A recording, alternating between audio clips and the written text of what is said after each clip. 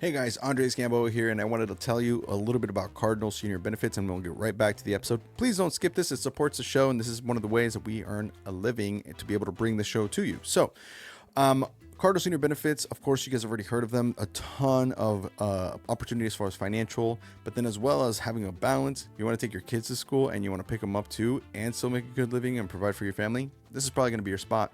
If you want to start a nest egg for your future home, for a marriage, for that wedding ring, who knows, whatever it is your situation, this is going to be the place where you can actually earn a good living while still maintaining a good balance. And more importantly, they now have their own internal leads. So it's cheaper than ever to buy leads and avoid the hassle and the time wasting of looking for prospects. So you can get right down to helping clients and serving them right. If you guys want more information about how to get in touch with them, how to get an interview, there's a link below. Go click on that. And now back to the episode. Thanks.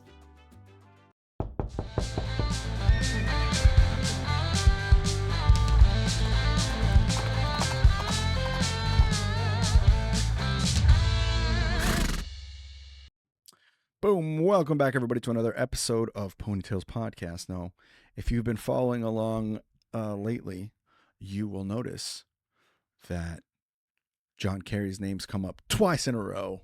And that's because we had such a good time last time that I was like, John, I need you to come and listen, or just come and record with me one-on-one because I want to get your full story. And we weren't able to do that. So I also wanted to have John back because honestly, again, if you didn't listen to the last episode with John and Lester, holy shit. So go back and listen to that for sure. Some eyeball opening moments that I needed to get more detail on it. And after we got done recording, I said, no, we need to go into some of this stuff more in depth. So we brought John back. So John is the CEO of Ovanova. He, of course, is a bookman. This is the Ponytails Podcast where we interview people who sold books door to door. Of course, he fits right into that category. He sold 8 summers with the TD organization from 2005 to 2012. He went to North Carolina State University, currently in North Carolina, and he is a co-founder and CEO of Ovanova. His favorite scroll is "I Will Act Now," number 9. John, welcome back. It's like a part 2. Yeah. Long time no see, Andres. Yes, sir. Yes, sir. Yeah, man. I just wanted to continue our conversation and kind of get more of your perspective. Love. I love having Lester on the show, and his energy is always just so fun. And it's such an interesting, it's like ideal for a podcaster in a podcast interview because of how he explains things and how he goes and approaches things. So I'm glad we got that, but I'm also wanting to kind of get you one-on-one because I was telling you this before we started recording. You know, when you sell books and they tell you all of these things that you can go do after and all the skills that you learn and all this stuff about running a business and stuff, there is a part of your psyche and of your mind that kind of goes into someday I'm going to own a business and I'm going to found this amazing, I'm going to, be the owner or be the CEO of this company and do great things and have such an important impact on what the world can do. And some people go on and do other amazing things, but most people don't really end up doing what I just described, but you did. And I wanted to pick your brain on some of that too, as we go along in this conversation, because you've built such a really cool thing here. And what you're doing is literally cutting edge stuff that could not only not to be too hyperbolic, but it could really save the world in a lot of ways. And more, even if you wanted to keep it more simple, it's really very important to how we look at the conversation about energy in the future, which is increasingly becoming more and more relevant. It seems like every year. So thank you for being willing to do another interview after 3 hours the other day. Of course. Um, No, it's fun to talk about what we do. Unfortunately, last time I think you said it made you want to go hug your offspring. Hopefully I don't leave we don't leave with that feeling tonight, but yeah, we you know we don't take ourselves too seriously, but we definitely take the work that we do seriously. I love that. I love that. So let's just dive right in. And again, if people haven't listened to the last episode with Lester, let's just assume they skipped it. Can you give a quick description of Ovanova?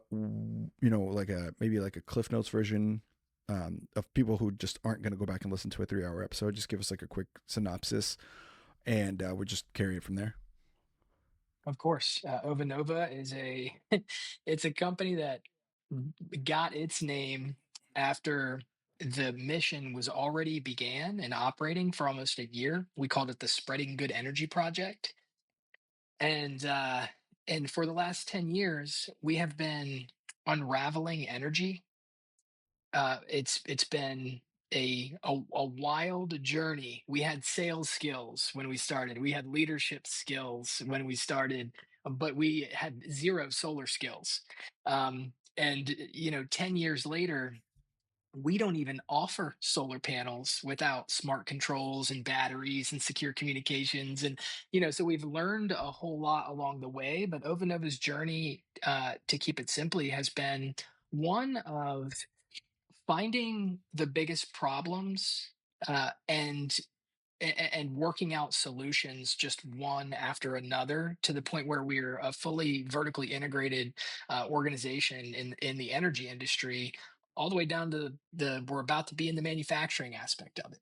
So we've had to Whoa. learn how to do it all, and it's been a wild journey. It all started because Lester and I decided we weren't going to compete against each other, to get as much as we could for ourselves, to have enough to feel safe. And we wanted to be servants of humanity. And we were looking for the way to do that, a way to apply our life's energies. And energy was the path, and solar was the first avenue. And since then, I kind of laugh. Last time we were on, Andres, you watched that video, the one that says "Because we love you." Yeah. Yeah. So there's that journey from us, working with community organizations and donating as a bribe to get a chance to teach them about solar energy and how beautiful it is, to today, and how like highly technical. And we're going to be speaking at Black Hat this fall, which is one of the largest cybersecurity conferences in the world. And just like that journey has been amazing. But we're in energy, and we're doing it because we love you. And Yeah. I'm sure we can get a little bit deeper into that as we chat, but that's a quick synopsis of what we've been up to for the past decade. That's beautiful. And that makes me want to kind of go from like the top down and cover some of the stuff that I didn't get to ask you specifically last time, about just what is it what does it take really to have any business reach the places that you've reached. I mean, when we talked last time, we're talking about things where you and Lester went to Washington D.C. to meet with senators about things, and you were talking to large, well-known organizations. We'll get into some of those details later. We're talking about like Department of Homeland Security and some other things that involved that were relevant to what you were doing to have to go talk to them. You know, they're not everybody just decides to do a company, start a company, and someday go, hey, someday we're going to be doing something so large and so meaningful that we're going to end up talking to senators about what to do. You know what I'm saying? Like, there's this like giant leap there. But so from a 30,000 foot view, when you guys started, when you started, and you're thinking, okay, we're going to do this company, were did you already have this confidence of leadership, or was it something that you were kind of building the airplane as it was flying and just kind of figuring it out as you went along? Like, where did you learn to be a CEO? Oh man, Andres, I actually tried not to be the CEO for a long time. Really? Yeah, oh yeah. I mean, I may have always been the CEO, but not in title. And just I don't prefer I'm very effective when I'm not distracted and I'm working, and I'm focused. And I believe that the CEO, at least in my experience of it, is constantly distracted. Yeah, it's almost my job to be distracted. It seems like I need to know about everything that's going on. And I actually, and maybe that's not actually how CEOs run their business, but from my perspective, I've done every single role at Ovanova. I've done Ovanova's taxes. Yeah. I've done everything. I've built the solar designs. I've installed the panels and batteries, and so there's not an aspect of Ovanova that I haven't had my hands in, and so the the path to really choosing that, and being able to sit here and proudly say I'm grateful to be the CEO of Ovanova is, um I would say that it, primarily I learned to trust my team, Mm. which took a really, really long time. Yeah, it just, Yeah. um, I would say my biggest battle would be when we worked selling books. It was so easy to know that people were going to listen to the things that I would say, and at least maybe be honest about their how they were receiving it, because they only earned money and did better if they were successful. Yes. Where in normal business, where everybody's not on straight commission, right, and you're paying their health care and they're getting a salary, these are these are totally different interactions with people. It might not seem that way, but in most of the corporate world, I feel like people are trying to hide. Like, the less waves you create, the fewer waves you create, the less you're seen, right? And Mm. then there's a smaller chance that you're going to get picked out, right? And you're going to have to, like, get some responsibility, or you know Yeah. and we have really, really done our best to try to create an atmosphere of ownership, and it is so tough when salaries are involved. And so that was probably my biggest, um, Whoa. challenge throughout the years, is like just learning to work with people and understand that I'm working with humans, and their nature is not to be an owner of something that they're not technically an owner of, Yeah. and how to meet them in the middle to create high quality effort and and integrity in the interaction. And it has actually been through core values. It's been through, Little Wayne said that repetition is the father of learning, and just bringing the core values up over and over again in different scenarios. I mean, whenever we hire somebody new, and not maybe not now that the team is as big as it is, but we used to go through all of the core values in our virtual office. They'd be up on the board. Most of us are virtual, and we would be like, so one of our core values is we create omni-win solutions. What does that mean to you, Chris? And how have you embodied that this week? And getting the team to really kind of speak into, we think long term. One of our core values is we find a way. That probably rings a bell, Yeah. right? So just really keeping the focus on growth and core values, and not on quarterly numbers. And yeah, and just it is, um I would say that the one of the most valuable things we have created is our team. And you have to sift through a lot of people, and create a lot of, student manager creed type conversations. Some people call it a Yeah. selection conversation. I don't know what the vernacular is Yeah. of whoever's listening, but just a real conversation with people. It's like, hey, I'm going to be honest with you. Can you be honest with me? Right? Yeah. I'm gonna lead you by example. So if you're ever wondering about what to do, what not to, just look at me. Like, I'm not gonna ask you that. Those, like, real conversations seem so corny, and they're so challenging in the real world, because we're not really challenging people. Yeah. That's I not understand what you're that's saying. that's not what corporate life is like. Which you need somebody to do a thing, and you need them to do it well, and you need them to do it over and over again, and you want them to think, which is a tall order, right? Yeah.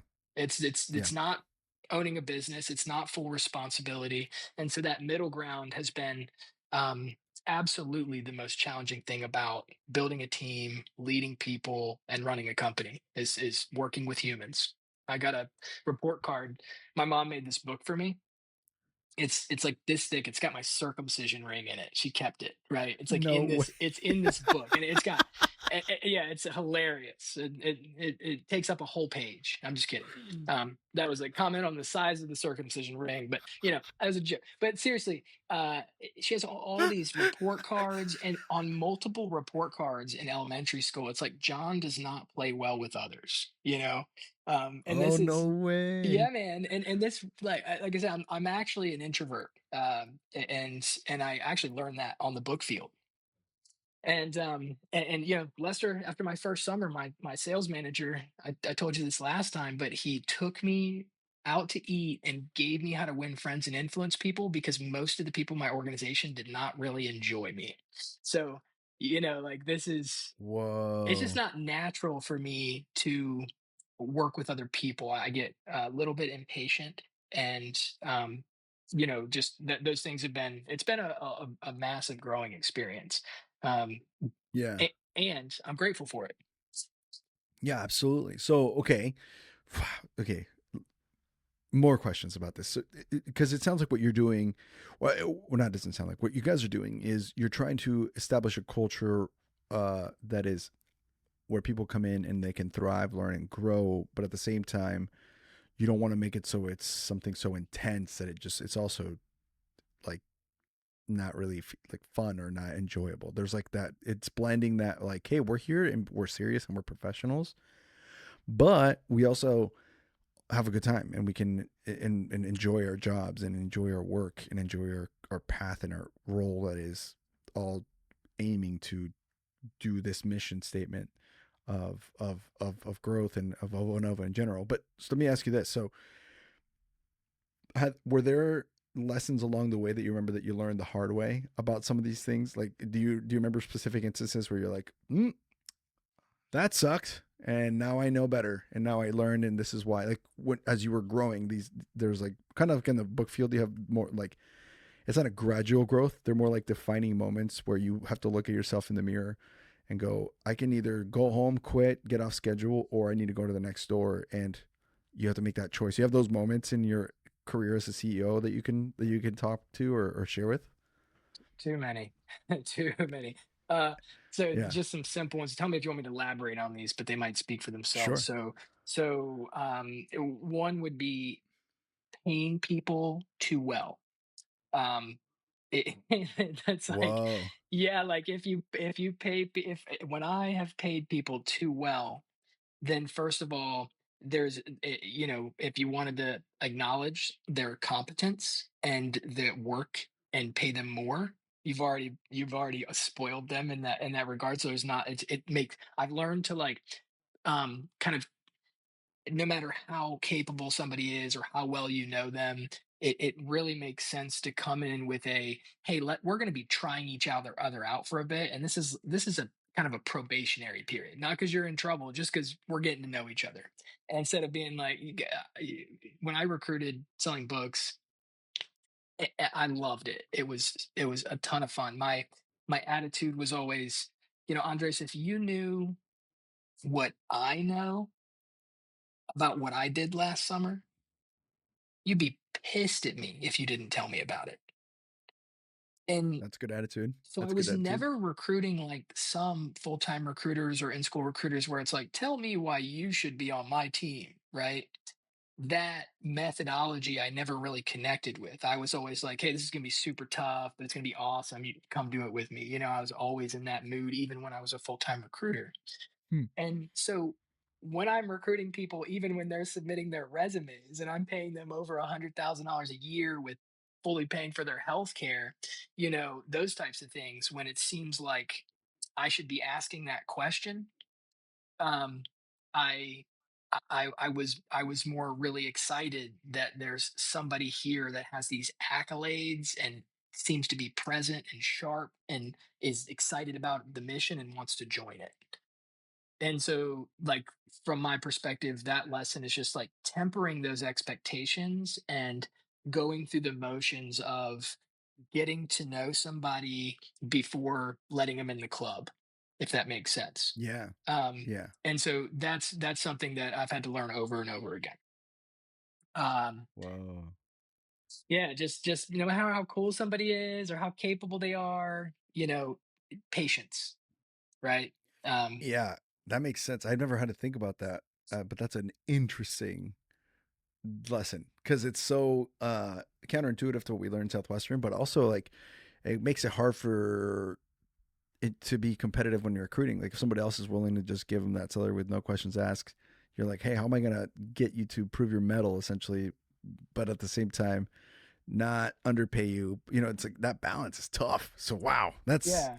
a very good answer. Okay, Yeah. what else? This is I, good, I man. I just like to I'm see right. somebody and be like, I see you. Why don't you join me? And I want to, and it's just not the way that the world works. But yeah, so like, and that goes. There's lots of tendrils there that could be pulled on.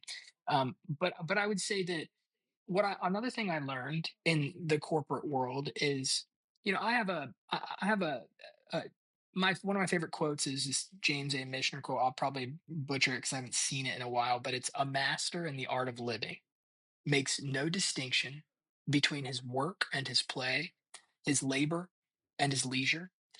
He leaves others to decide whether he's working or playing because to him he's always doing both. And I had a blast selling books. Yeah. I have Oh, so that's much good. fun doing what I do now that regularly I forget to eat, just like I did in the book field. It's just like next, Mm. next, next. And I look up, it's 8 o'clock, and I'm just like, oh, I didn't have food today, and Yeah. and Yeah. um and I love that, and I want that for people, and it just I want purpose and freedom and joy for people, right, and mission. And so one thing I learned is that that's not what everybody is looking for, and building a company sometimes requires people that are not playing that game.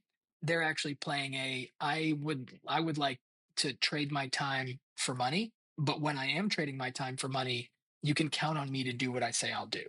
And it's actually a Mm. large portion of at least what I'm learning of business is actually done by these types of humans. Um, and I used to not respect that. I used to not see value Yeah. in that. And I used to think people needed to be like me, and they needed to be able to get lost in their work and answer the phone at 8 o'clock at night on a Saturday. Right.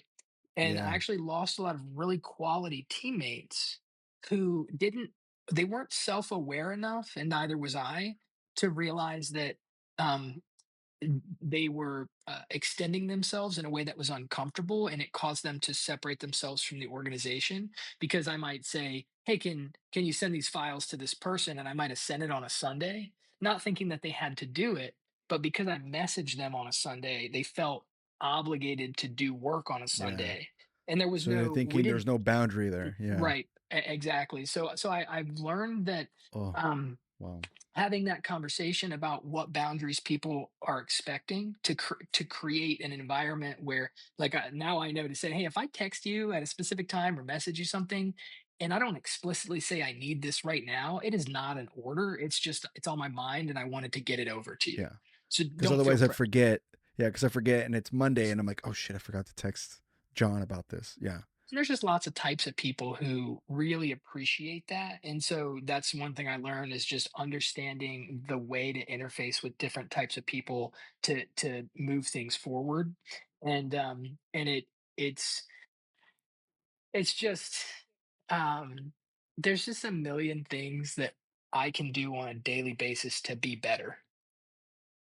And it sometimes, and I say this in such a way where I was teaching the team recently to do to call customers, and I they have a hard time just remembering when they make a phone call, Andres, to be like, hey, Andres, did I catch you with a couple minutes to chat? Just Mm. asking that first, and just staying quiet for a second and letting them answer. Right. And that's just one thing that, if you learn, will be really helpful as you Yeah. do work in the world, right? And it's just not even present for most folks. And it's not these people are trying to do anything wrong. But that's just one thing. And there's layers and layers and layers of things like that that I'm these are the things I'm sharing with you right now, which is like, hey, when I'm interfacing with someone, I'm like learning to understand what the boundaries are and get clear communications on how I would love to share my company with you, Andres. Like, I want you to own this thing with me. I want you to be thinking about Ovanova in the shower, right? And I want to pay you Yeah. well enough where I can buy your shower thoughts. But for now, I just want to know that you'll be honest with me, right? And you'll be coachable and you're committed, right? And defining Yeah. those things in regards to the specific responsibilities of that teammate. So those would be, two things that immediately come to mind are just boundaries and the fact that not everybody has to be like have the lens and the actions of an owner to be useful to an organization. Yeah. And blending that blending that correctly, where you incentivize enough and you inspire enough for people to want to do their job for what you're paying them to do, but also understanding that they have a life outside of work and it's not theirs because they don't own a part of it. So then there's also that aspect of it. That's wild. Oh man, so many. I mean, we could do a whole different podcast about how to be a CEO and just pick your brain on that stuff. But um, as the years went by and as it started rolling, when did you first start feeling? Because I'm guessing, maybe I'm just assuming, but I'm assuming that at the beginning there's like this bit of imposter syndrome where you're like, holy hell, like I'm supposed to be like in charge of this thing, and it's very early, and I don't, we have a good vision, we have a good goal, but I don't, all I know is about how to sell books or what, what I'm saying, and eventually, now you're going to these events, you're going to, you said Black Hat, you're going to these like large to be invited to those things. That there's proof of concept, right? There's proof that you're doing something right. Was there a moment where it clicked for you from like, oh man, I'm doing this, I'm the CEO of a company, to, you know what, hell yeah, I'm the CEO of a company? Like, was it a transition, or was there a moment that you remember thinking, oh man, I got to grab this by the horns and fucking run with it? No, no, still no epiphany moments. I like thinking about graduating from high school or college or like things like these benchmarks that people hit and celebrate. I've never really seen those things as, um, it's just now and oftentimes I'm just not really struck with um results that I've created as being uh spectacular or noteworthy. There's just, yeah, we did that. What's next? It's always what's Yeah. next. And maybe I could pause and enjoy those things more, but I'm not sure what satisfaction I would get out of that, as it would be as Yeah. much as progress, and moving on to Smart. the what's next thing. I don't know. But no, so far it hasn't really been. um what it's been, honestly, is more and more responsibility. Just, Yeah. you asked about what's it take to, do this. I would say that it takes the ability to shift. With new information, we can make new decisions. Yeah. So for 10 years, we kept getting new information. And if we would have played the games that we saw our competitors playing in the solar industry, which would be learn how to do something that you can make money doing and then do it as many times as you can, right? Hmm. um and again, that's not the game that we set out to play. Our mission is to add as much value as possible to as many lives as possible as soon as possible. So if there Yeah. is something that can be done, it should be done. And so Hmm. as we've kind of tugged on this energy thread and learned all of these things, the first thing we learned was the customer acquisition cost is too high. So we use trust networks. Second thing we learned Yeah. is, and that's what you heard about last time, is Yeah. just In the us last episode, unraveling that so cool. thread. Yeah. Right. Yeah. Yeah. Oh, I love that. I love that. Now, for you as uh, a leader of this company, and we kind of talked about like what's the future of Ovanova and where you're headed. So I'm not particularly asking necessarily in that scope, but as from a personal standpoint, as a leader, are there certain aspects of your growth that you feel like, hey, I need to like be able to have, for example, more patience, or I need to be able to delegate better, or like every leader has their strengths, right? Yours is, you seem very patient. I mean, at least from just the time I spent talking to you, you seem like you let others talk first, which is a great quality in a leader because you kind of get to hear everybody's side first, and then here's what I think. I noticed that when we were talking with Lester, and that was great. That's not necessarily the only sign of a good leader, but that's a great sign of a good leader. Now, those are great. Are there other aspects that when you look at within from a leadership standpoint that you're like, hey, you know what, this is something I still have to master in order for the company to continue its growth? and I need to rise to that to be able to keep it moving forward. Is there anything like that that comes to mind? Yeah. I mean, uh, the things I learned selling educational books door to door, and the things I learned recruiting people and leading people doing that are constantly themes. And the best way I can say this is, you know how important it is to cover the husband objection. Would you like me to set Yeah. some context for that for listeners, or is that enough for Yeah, these let's guys? set some context in case there's someone listening who doesn't Oh, get what you mean by that, but I so know what you mean by that. yeah, so in the sales cycle, when you do the approach and you get into your introduction and all these things, so we're knocking on doors, and I've done an introduction for a family, maybe some mom and some kids, and I learned, and I was taught to cover the husband objection before I could get it. So that way, everything, nothing ever gets uncomfortable, and it saves a lot of time. And a simple way to do that would just be to say, you know, Andres, uh, I'll show you these books, and if the kids will use them and you guys like them, that's awesome.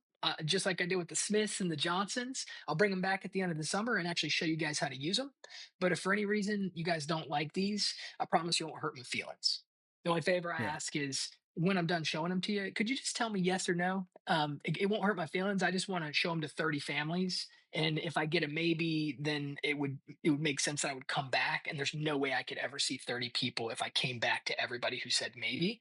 So if you're just on the fence about it, just tell me no. Is that okay? And he was like, yeah, yeah, cool. And one last thing, if you did like them, would that be something that you could buy without your husband here and it wouldn't cause a divorce? Or would you like me to come back when he's here to show this to you guys at the same time? So the idea of having that open conversation with somebody to just take the pressure off, because some people are like, no, I can do this, no problem. Or yeah, we really do make decisions as a family, and be like, cool, I can give you a sneak peek so you can tell me if it's even worth coming back when dad's home. Does that sound cool? Okay, let me just yeah, give you a sneak peek. And then they're like, yeah, that looks great. Well, awesome. Well, do you guys stay up till like 1 or 2 o'clock in the morning? No, like 9 or 10. Okay, cool. Because after dark, it's super cool if I can go see people I've already met. Can I make you guys my last stop at 9:45? I won't keep you long. Yeah, that's awesome, right? And I can set up a really late night appointment. I cannot put a mom in an uncomfortable position who really doesn't want to, or made a decision with her husband and not spend money with him not there. So yeah, this is a very small thing. I will get back to your yeah. question, but By so the way, a lot of people listening right now are like, "Wow," but us selling books are like, "Yep, pretty standard Tuesday." So good, great yeah, work, right. well done. Standard Tuesday, and should be muscle memory, right? Like Yeah, if you've done thousands of these sales cycles, you should never, ever not do cover the husband yeah. objection, right? because because for context, if you don't do it, you do the presentation, you get to the end, you drop the price, you're ready to close, and the mom goes, I have to talk to my husband. You just lost that half hour. I mean, you don't get that back. It sucks. It could have been a yes, but you just missed that, and it just cost you money and And time, or Andres, you both. might not believe this, but it is true. One summer, uh, Lester, my sales manager, he created this rule. I don't know how many people followed, but I love the challenge. One family, one time, right now. So what that means is, you knock on the door one time, and if they are home, that's your only shot to show them the books. Even if they're on the way out to the movies, you can't come back. It created this sense of just malleability, and it just created this find a way to serve people in a short amount of time, and a huge buying atmosphere. Meaning, it's fine if people don't buy, but either way. So I bring this up because if a so just the idea of, if we're going to go through all these sales cycles, right? And we are supposed to do this thing every single time to save ourselves time. Let me ask you this. How many times, Andres, did you forget to cover the husband objection? Um, my first summer, I think the first few weeks, almost every time. What about your Like, last what about your last summer? I didn't because it bit me in the ass enough times. I'm like, I'm never gonna forget that again. Because after it happens enough times, you're like, yeah, it's a thing that happens enough that you're like, never again. It sucks enough. Yeah. And so I had a different experience with, so I forgot my to cover the husband objection all my summers, and Okay.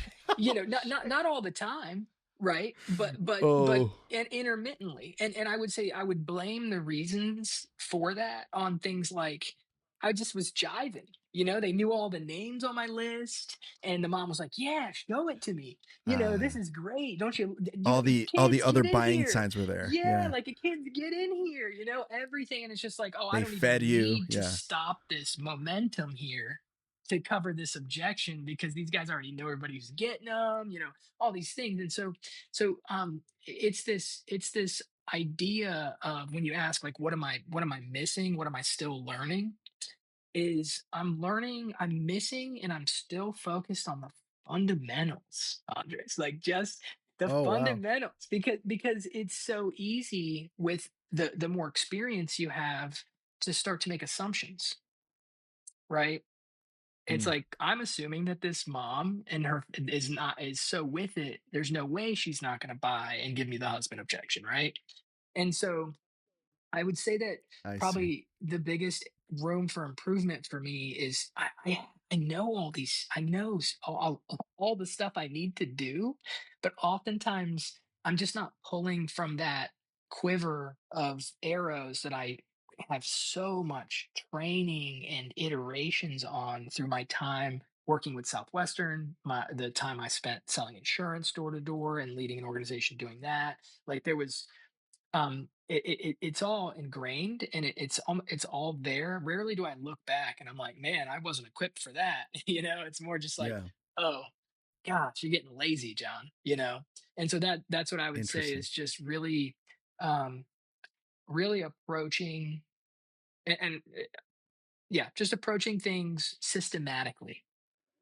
Oh, this is an Yeah. interview. Okay, I'm interviewing somebody right now. Let me not just rely on my ability to navigate this without any preparation, right? Let me look Yeah. over this resume. Let me come up with some good questions. Like, that I would say is probably the biggest place for me to Oof. improve is just systematic, foundational iteration and execution. Great. First of all, great answer, and thank you for the vulnerability and honesty and transparency because that speaks to your leadership abilities even on its own. Because most people are like, oh, I'm too much of a perfectionist or whatever the hell. That's a great answer and a genuine answer, and I really appreciate that. So really really awesome. Um, this just randomly, you didn't ask for this, but this makes me think of the book Scaling Up. Have you read that book?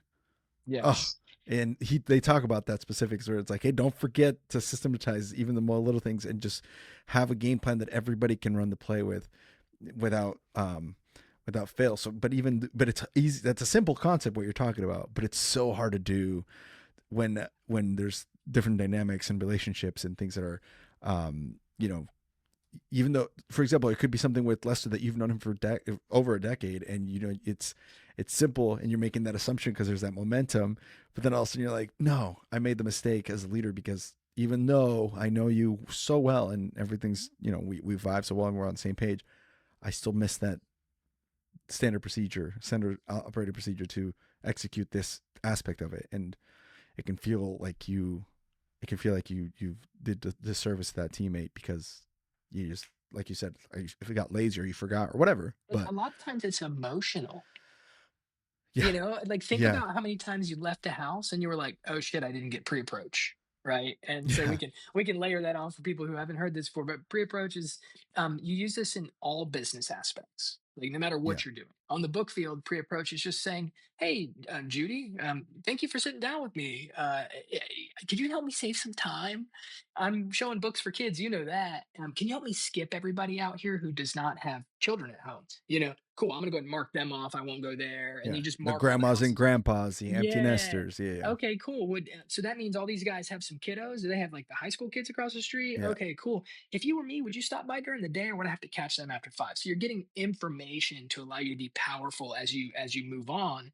But if you Yeah. just sold a bunch of books to somebody and they were really cool and they gave you a drink and a treat and it's just like, oh, this is really awesome, and then they close the door and you hear it click and you're like, oh, I don't know where the next closest family that has kids that's home right now is, and I could have just Yeah. got that information Yeah. knocking on the So door you're after they back to just. cold calling. Yeah. Right, exactly. And so it's the emotions of thinking that I know, right? And that's like, I would say, if I had to layer something on top of just a lack of adhering to the basics and the fundamentals and consistency in that, it would be um I would say that it would be coming from a place of already knowing, like just the approaching a problem set from, I already know the answer to this, Yeah. not being curious, and it's just that right there. I eat my foot so often, you know. Mm, And so it's just like heard. being curious and being okay to be surprised is really something that I would benefit a lot from, and I am working on that. So. Beautiful. Damn, dude. Okay, last CEO related question, and then we can go into some Ovanova stuff because I really want to ask you about these inverters and some of the stuff we were sharing before, and the pet. By the way, you It's don't so have to fast. go there if you don't want to. Oh, I know. So, I'm going there out of okay, curiosity. Yeah, yeah. okay, No, okay. no. I've thought so much about our conversation with Lester that it's left me going, holy shit! Like what now? Like so yes, I never approach these interviews. Basically, out of what you said is my number one rule from an interviewer standpoint is be curious, not judgmental. So, I don't care who you voted for or who you married or who you went to work for after. That's not my for me to judge. I'm just going to ask you about it from the parts that seem interesting to me. So I will ask you about that because I have more questions for that. But I brought up books. Are there any other books that you have read over the last, 13 years that have really helped you and shaped you as a CEO? That for anybody listening who either is running a company, wants to run a company, or is maybe even with the same level of experience that you have, that maybe they haven't heard of this, that you'd be like, top three, you got to read these books. This is the ultimate help for aspiring CEOs. Yeah, so. I'm not sure how on point this would be in relation to the actual question you're asking, but um, they're like Scaling Up was a phenomenal book, by the way, recommended by Jamie Hamer. He's actually a board member of Ovanova, and he's a bookman. I don't know if you've interviewed him yet. No, but get him on here. Come He's a on, rock John. star. He's a rock star. So Jamie has introduced. Yeah, man, I got it right in this. You could probably almost see it over my. Oh, the bookshelf is like Just it's right there. oh, there it is. And that's Scaling the up. ones that I'm currently reading. But so so I would answer this in a way where I I I think that if somebody's already in a CEO position, especially if they're a bookman or bookwoman, then I don't know if, I mean, I read so many self-help type books when I was in my book days, they're all, I'm not even sure. I've read so many of them that I'm not even sure they've like amalgamated Yeah, they into the turned into yeah. matrices that are me now, you know? And so, but I there's one book that just stands out that is not self-help, but just is absolutely entertaining and taught me a lot about um seizing the moment and being powerful every day, and the value of reflection and the value of long-term thinking, and so Robert Heinlein, I think is the way you say the guy's last name. It's Time Mm. Enough for Love. This is science fiction, um Oh, but it great, great. but That's a yeah, great book. you know it.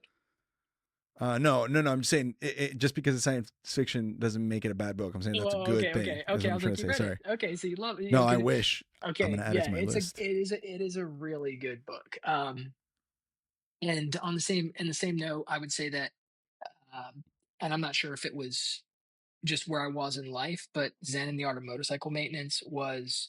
I read it at a time in my life where it was super impactful, and I think it's really Whoa. supported me in the "this too shall pass. It's never as good as it seems. It's never as bad as it seems." Those types of ways of being where you can just be cool as a cucumber in the midst of, you know, all of the things. Insanity. Yeah, and my when I hear and say and see the word quality because of that Mm, book, it means a lot. Um, interesting. so I enjoy Wow. those. Yeah, I enjoy those two books. Aside from that, the Bhagavad Beautiful. Gita. I don't know if you guys have ever read the Bhagavad Gita, but it's just it's cool. It's a cool read, and it teaches lessons to me in a similar way that anime does. I like anime, and Yeah, same. and I think there's just really cool messages hidden all over in anime, and I love the way they tell the stories, and I feel the same way about the Bhagavad Gita. I first of all, I'm glad that you're mentioning non-self-help books because people listening who maybe are more entrepreneurial minded don't really give time to creative works. And I think that they sell themselves short. This is the only opinion I'm going to give about this that you didn't ask for. And then I want to ask you some actual product questions about your stuff because I'm excited. I was just looking forward to this conversation today anyway. Um, have you ever read anything by Brandon Sanderson? Um, Stormlight Archive or Mistborn series or anything like that? He's a no, fantasy writer. I Okay, mean, so I first of I all, know the name. I probably have. Does he write the like avian books that are made for high school kids? Like, no, no, no. okay, okay, These are meaty, like yeah, yeah, yeah, 400,000 page books. yeah. I love it. Recommended to me by other book guys.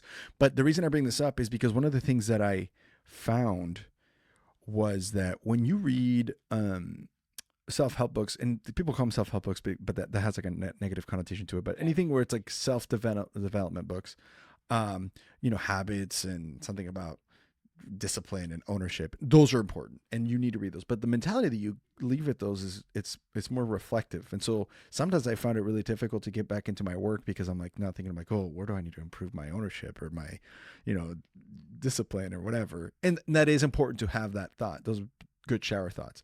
But what I found when I was reading things that were fictional or science or sci-fi is that your brain cannot uh, relate to that from a fundamental level. It can relate to it from the storylines. It's like somebody's falling in love or somebody's overcoming a challenge. You can relate to that, but because you have to imagine a full different world that has a different set of rules and a different set of like physics, even your brain has to go into this creative mode on its own, like by default. You're not watching. It's not like watching a movie where they're telling you this is what the color of the mountain look like. It's just being described, and you have to picture it on your own.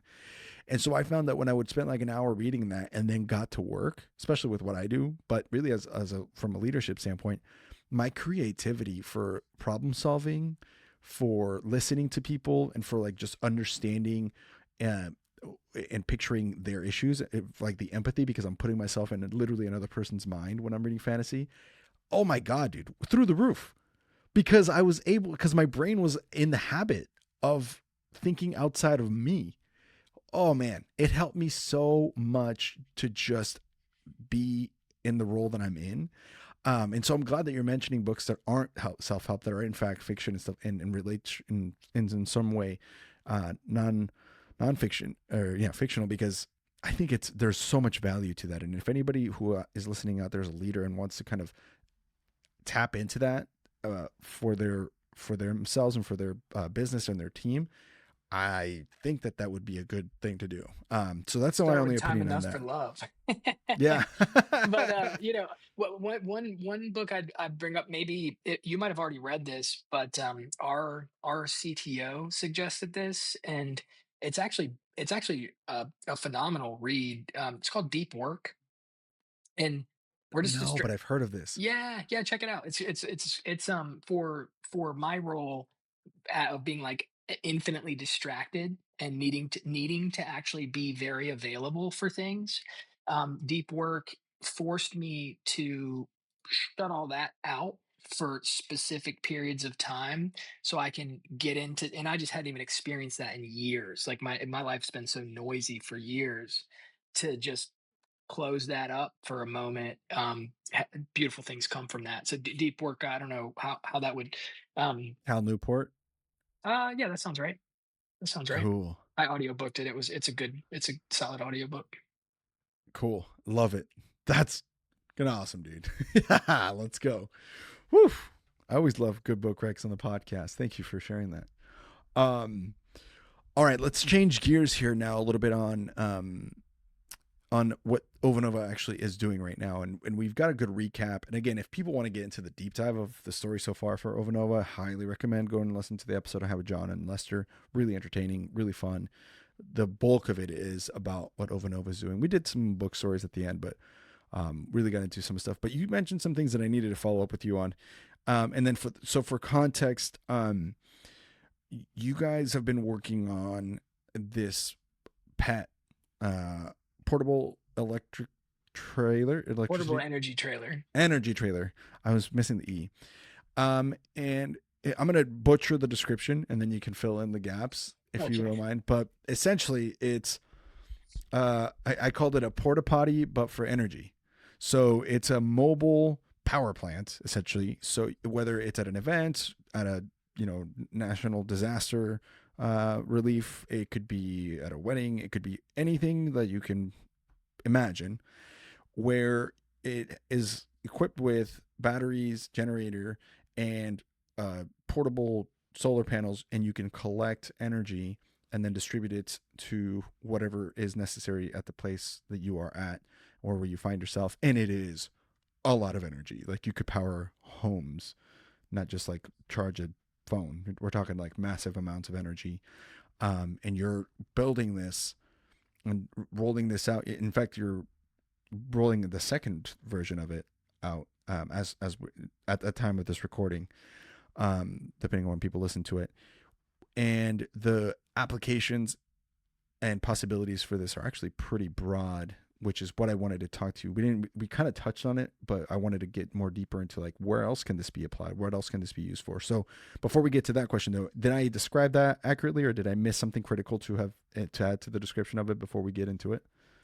Um, I would say that the things that were, I don't think you said anything inaccurate, and I think that as we get into it, we can paint more of a clear picture about the type of toilet paper in the porta potty. So Perfect. But generally speaking, that was a good broad stroke description. Check yeah. out the listening skills on Andres. All right, cool. So, um, we talked about like this came about, and where we started as far as some of the application for this was that you found yourselves after the hurricane in North Carolina that came by last year. There was people in need, and you found that you guys were able to support a whole community, or at least a chunk of a community, through bringing one of these pets for short, PETs, to on an on-site location where it was vastly needed.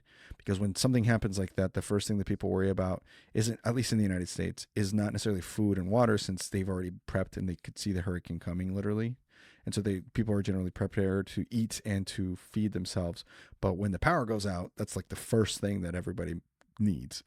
So that's one application in it. But now, as you're going into the second up, or like the updated version of the 2.0 of it, where do you see this going? Because we kind of talked some a little bit, and we kind of just brushed some slight aspects of this conversation. But you here now, looking at this and talking to your team and planning this in the next 5-10 years, where are we going with this? So just for clarity, we did not have the pet during the hurricane. It's Oh, only existed for just a few months. But we did the type of equipment that is in the pet is what we took to downtown Marshall, North Carolina. It's what we took okay. to Boone, North Carolina. It's what we took to, it's what we were using to bring the power to the people after the hurricane. The technology that's in the trailer. Uh, so I actually had some like Fred Muruma. I brought him up earlier. Yeah. Awesome book, man. And when I shared our crowdfunding campaign with him, he sent me a link back. He's like, check out what the Aussies are doing, and they have a really cool portable energy trailer, and they don't call it a pet. Um, and like Jamie, I mentioned him earlier. Great book, man, on our board. He was sending me feedback from his buddies, and they're like, "Well, what's new about a energy trailer, right? Mobile microgrids are have been here for a little bit." Um, so the when you ask the question like, "Where is this heading?" I think that the answer can also be coupled with, why is this different? Like, what's different about Yeah. some solar panels and an inverter and some batteries on a trailer? Yeah. So let's start with that. Sure.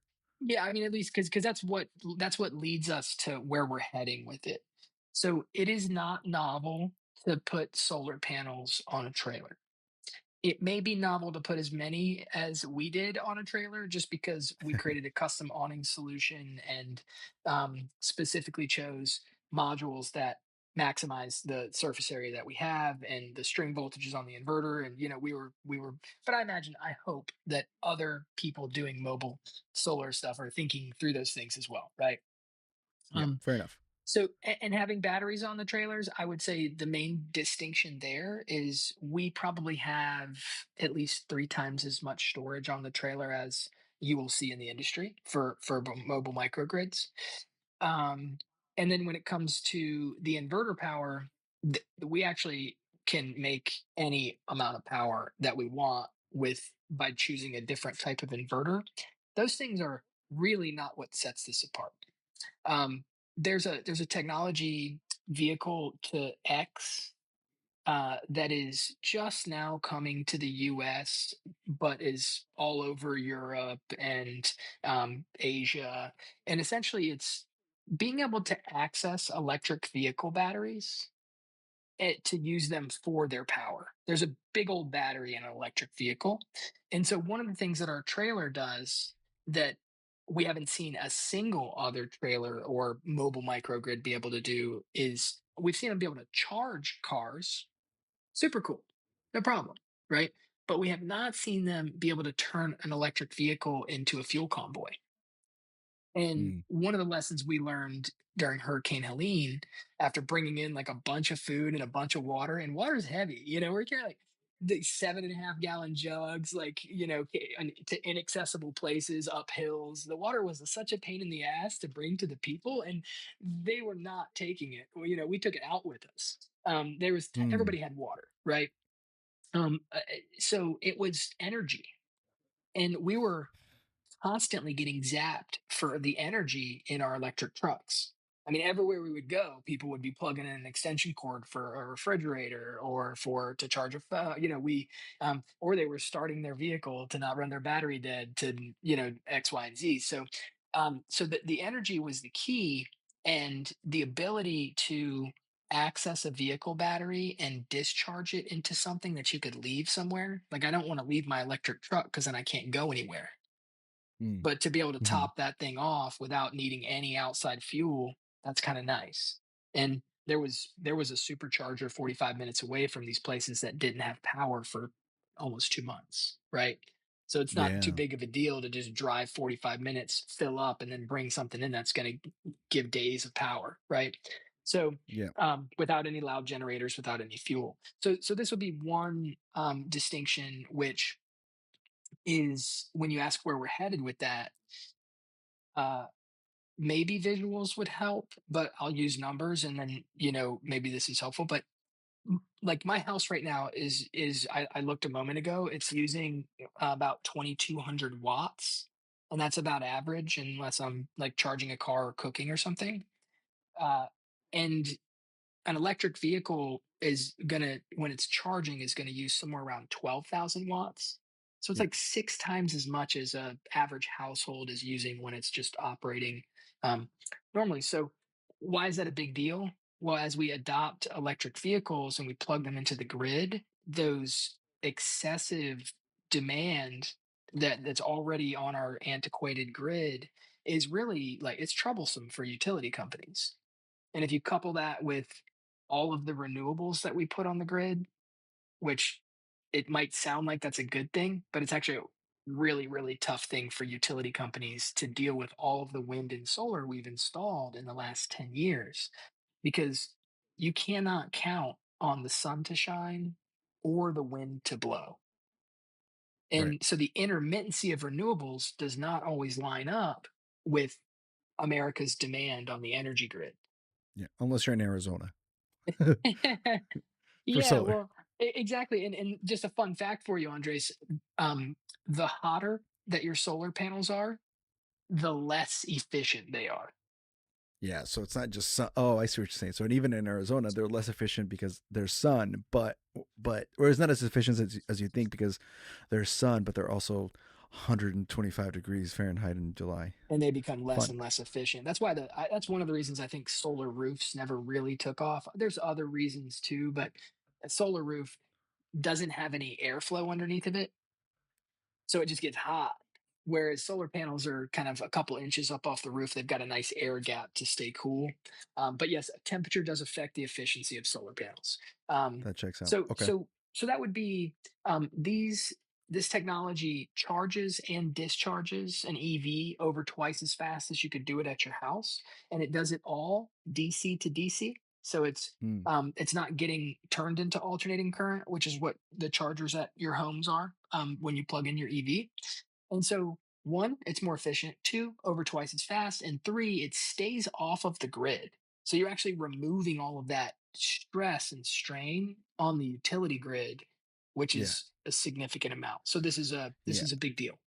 So let me make sure I'm understanding right, and maybe in case someone's listening who's like, wait, I just missed what you just said. So for one, it doesn't have to convert. So in other words, because you lose energy during the conversion when you get sunlight into panel then has to get switched into usable energy. You have the energy, but now it's going to get be able to be used to put it into your refrigerator, phone, TV.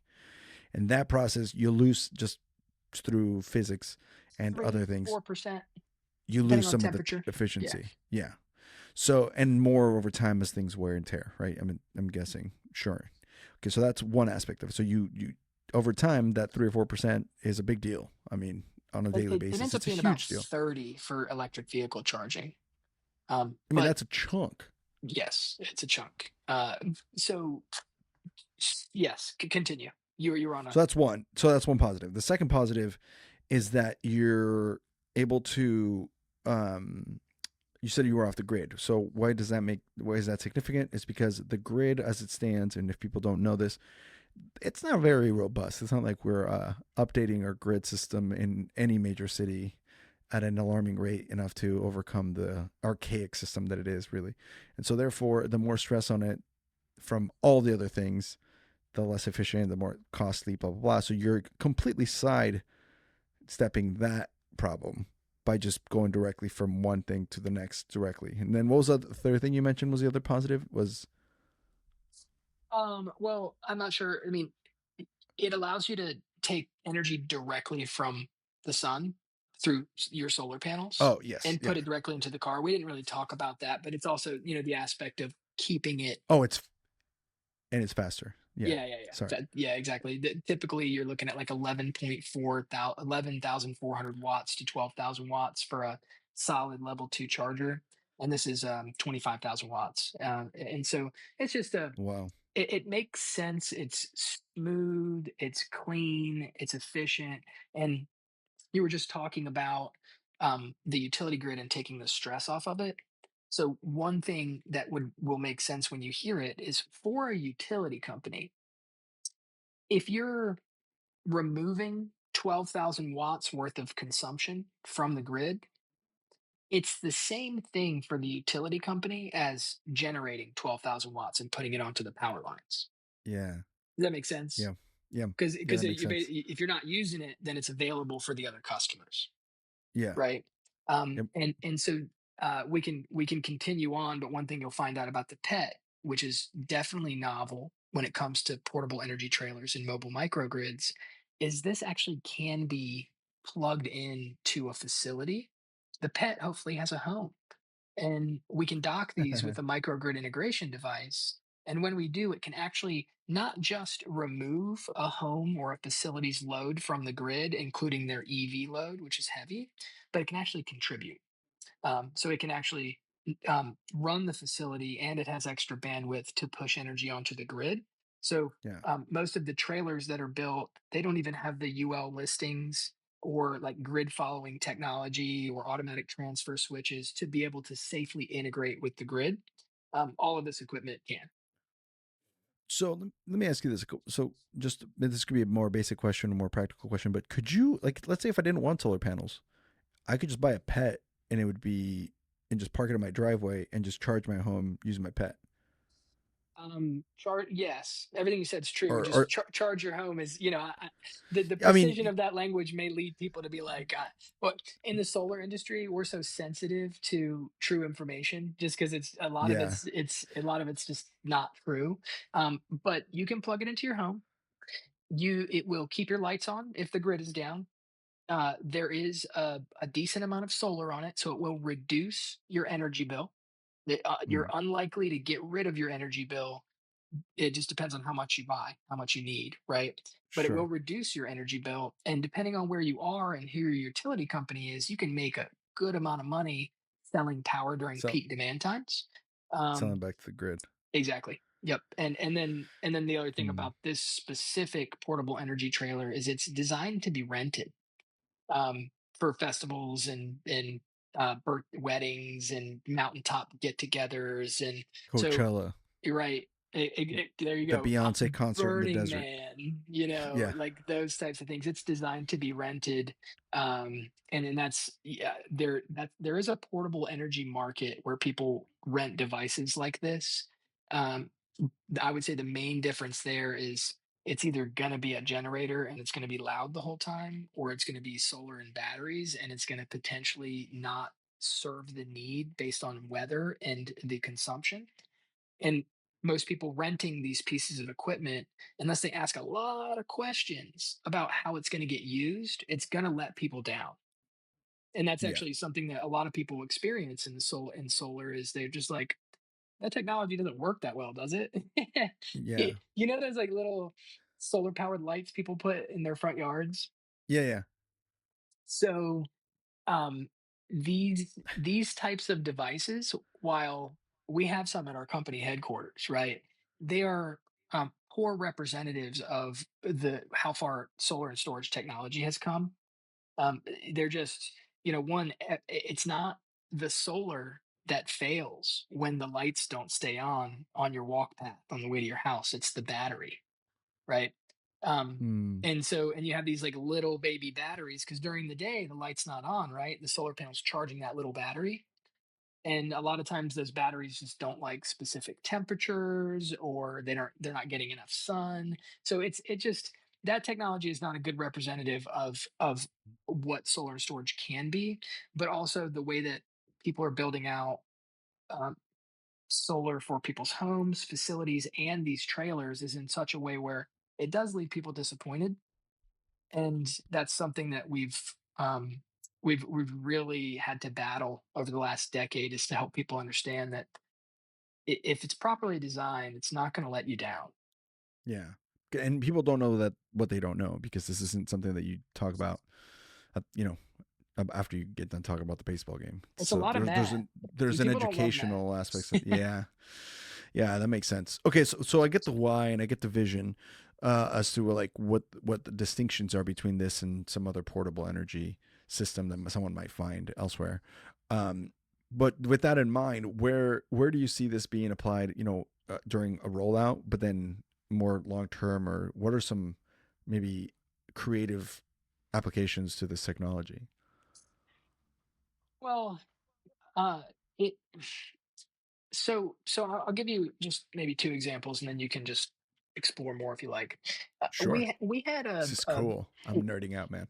Yeah, thanks for being curious. It's my favorite thing to talk about. So, we had a Ford dealership reach out to us. They, in order to, Ford said, if you want to sell our electric vehicle line, you have to offer level three chargers at your Ford dealership. So you had to be able to charge the cars at the dealership.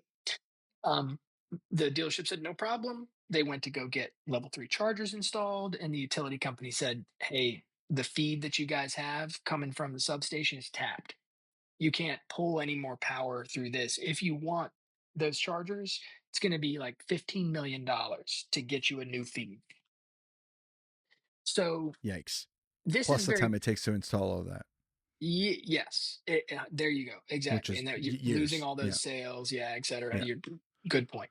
So this is very common. This is actually much more common than you would imagine. So as we build out our grid, the utility grid, it is there are these, try to keep this real simple, but there are substations that take higher voltage lines that are coming from the power plants and step them down to something that's a little bit more reasonable voltage wise, because the higher the voltage, the better it travels over distance. So now we're kind of near our neighborhood, right? We're kind of near our school.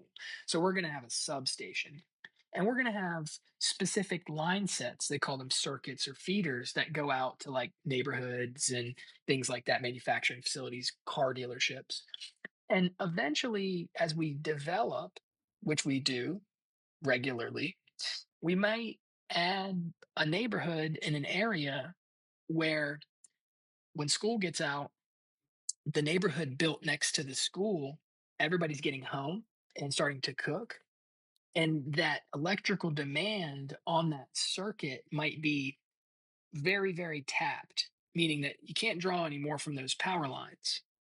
And this is very, very, very common. As a matter of fact, you might even be one of these people that the utility company pay you 15, 30 bucks a month to have a remote shut off on your hot water heater or your air conditioner unit.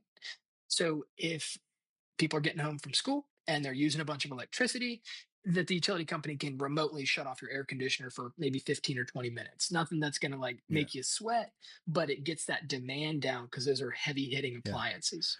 Yeah, and in practical ways, if you, especially if you live in like a big city, people get text message all the time where it's like peak times are now. Turn off your power to get a rebate or whatever, and they text you or they email you about these incentives to get cash back. But really, it's because the grid's tapped. I mean, Isn't we that cannot handle more. crazy? Like, you Yeah, think about most people that sell things and they're trying to sell as much of it as they can, and utility companies are trying to sell as little as they're trying to come up with unique ways to not sell you electricity, right? The yeah, more to get you to electricity get that off you the grid. want, yes, exactly. The grid is in trouble. So and there's this all of these scenarios where if you were to, and we are working closely with some rural electric cooperatives, not the big ones, but the ones in the deep country, which our mission is to add as much value as possible to as many lives as possible as soon as possible in grid edge communities. The people the furthest from the power plants, these are the ones that deal with this the most. They're the ones that get text messages in the wintertime to turn their heat down for, hey, turn your Yeah, heat down, we're having a hard time, right? um and you might have never got one of these texts, and you might not think about energy at all, but these are real problems that Americans yeah, face and happens all the utility time. companies Yeah, face. So um, so in this scenario, what if you knew exactly which feeders and circuits were overwhelmed? And instead of having to try to convince the school or the people in the neighborhood to actually adopt solar and have a distributed energy resource that could alleviate the stress on that circuit, you could just put a pet wherever you needed it. yeah, That is going to be way less expensive than paying $15 million for that yeah, car dealership.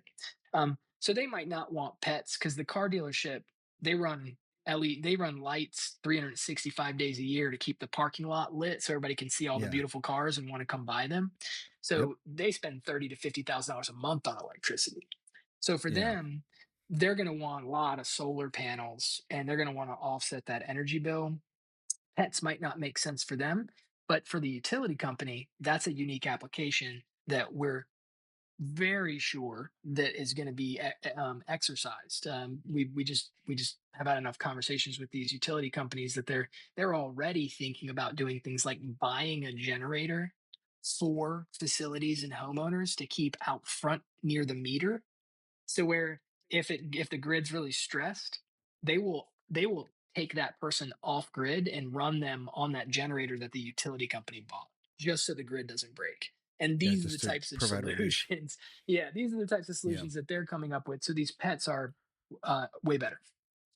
Smart. And that, I mean, that could be applied anywhere in the country. And I mean, how many different utility companies are there in the United States? I don't even know. One per Uh, municipality at least, right? thousands. I mean, it depends on how you view that. But in North Carolina, there are 26 different rural electric cooperatives, and and Dominion also operates here, and Duke, and there's some investor-owned utility companies, but there's a ton. Um, I would Yeah, we can keep pulling on that if you'd like to. I was Just gonna. thinking like market size, just even in this application, just one. I mean, I know there's tons of applications for pets, right? But just even the market size for this application, it's large enough to justify that.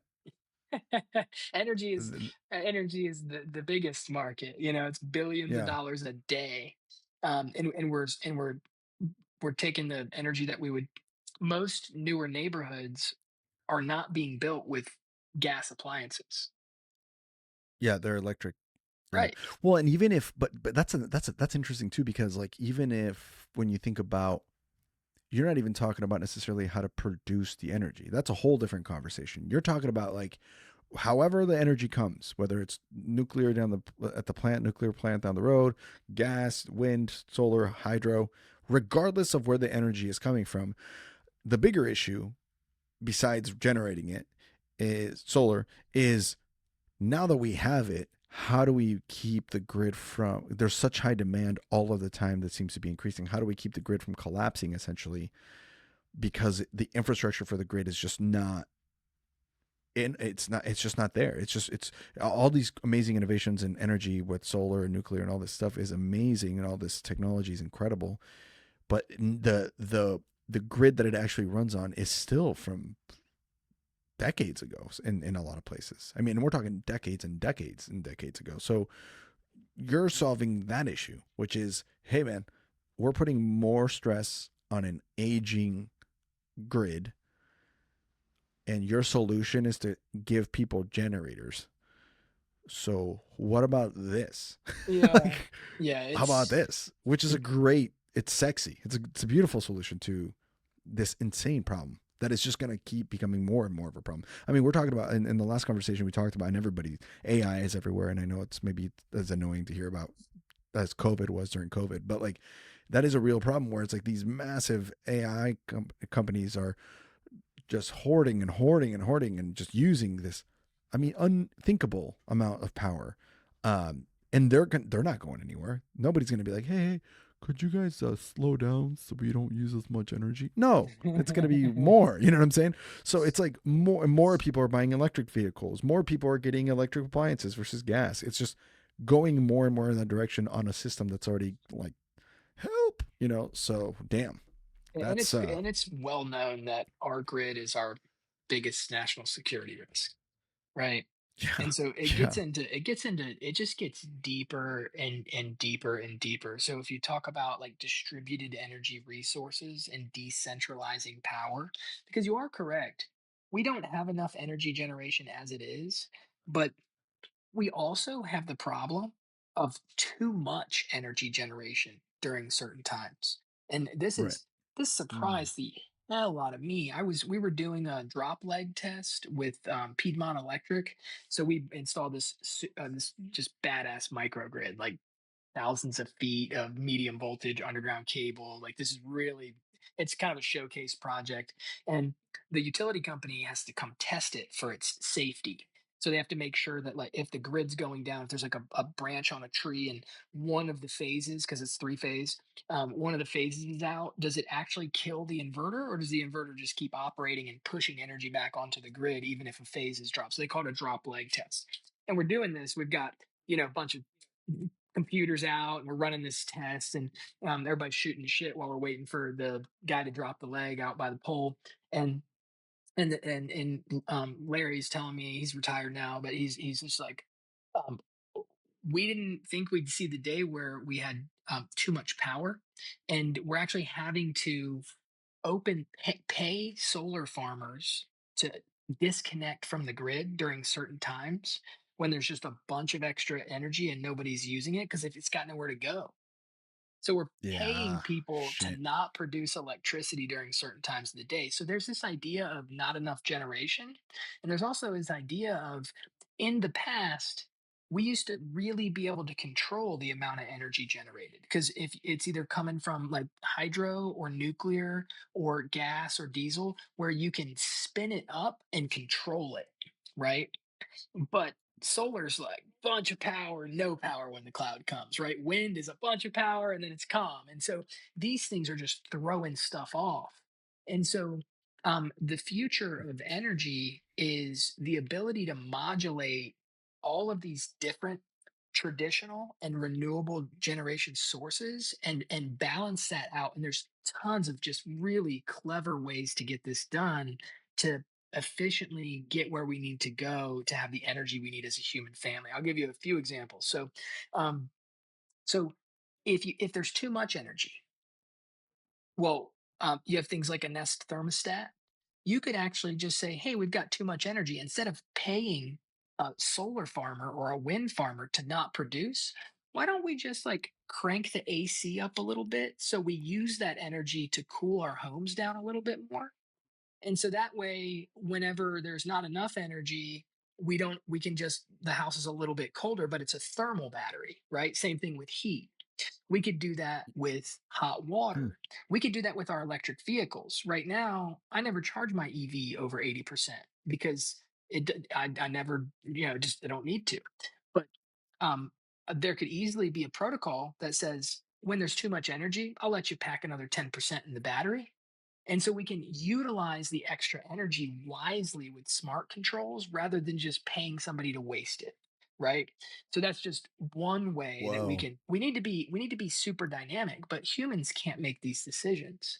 This has to happen through machine learning, AI, software, and we've been working on that for over a year now. We actually have a platform that utility companies can see power plants on their grid, control and batch discharge. They can see exactly how much PV is being produced. Like all these things were black boxes to them. When somebody goes solar, they lose access to all the data. They used to know how much the facility used, and now all they know is what's happening in the net meter, right? They just know if somebody's pushing Hmm. energy back or they're buying energy, Oh, but they don't know if yeah. some of it's being offset by solar or batteries. So their data is just wrecked when it comes to a solar facility. So this is what you can do is using traditional resources like your diesel peaker plants and natural gas peaker plants and storage, as you can balance it all out to have the frequency and the voltage be super stable so you have a lot of efficient power, because Yeah. a Yeah. lot of That makes energy is sense. wasted. Yeah. The way to imagine the efficiency of energy, think of a donkey pulling a railroad car down railroad tracks. Okay. And if the donkey's right in the middle of the tracks, then it's perfectly efficient power. It's a power factor of one. But if the donkey is walking a little bit to the right, then some of his energy is not going as efficiently towards forward movement of It's that cart. lateral. Yeah. Yep, exactly. So then you might get like a 0.95 power factor, et cetera.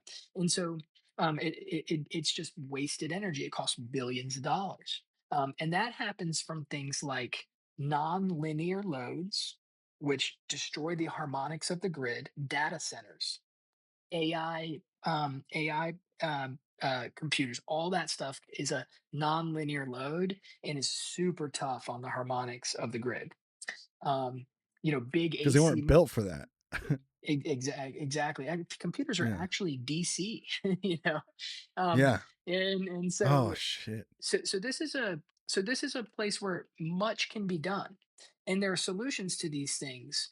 Uh, but we're kind of clinging to that, like you said, that kind of like we built this thing, and it's the average age of a power line and a transformer is like 40 years old, and we That's really crazy. have to move into some new methodologies to balance this stuff out, and it's very possible.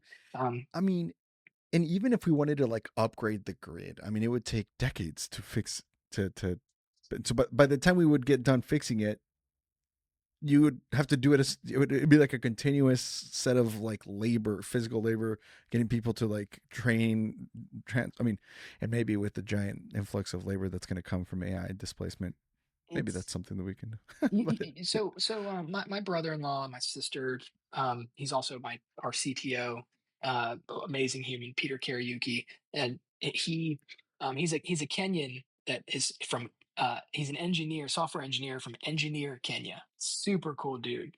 And when I go there, gosh, I love that's my favorite place I've ever been is Kenya. Um, and and one of the things that I love about it is it hasn't been backed into corner technologically speaking. Like they didn't get the landline, they went straight to cell phones. I really Mm. hope that they don't destroy their landscape with a bunch of grid lines, and they should go for microgrids and do what the Chinese have done over the last decade, which is high voltage DC transmission lines. So much smarter. But what we have is something we've committed to so hard that it's holding us back, Yeah. right? Like And it's expensive to change. yes, exactly. And so, but there is a way, and it's distributed energy resources. And this leads us into maybe a different part of the conversation, unless you still have some things you'd like to No, explore. let's go. No, let's go where we're going.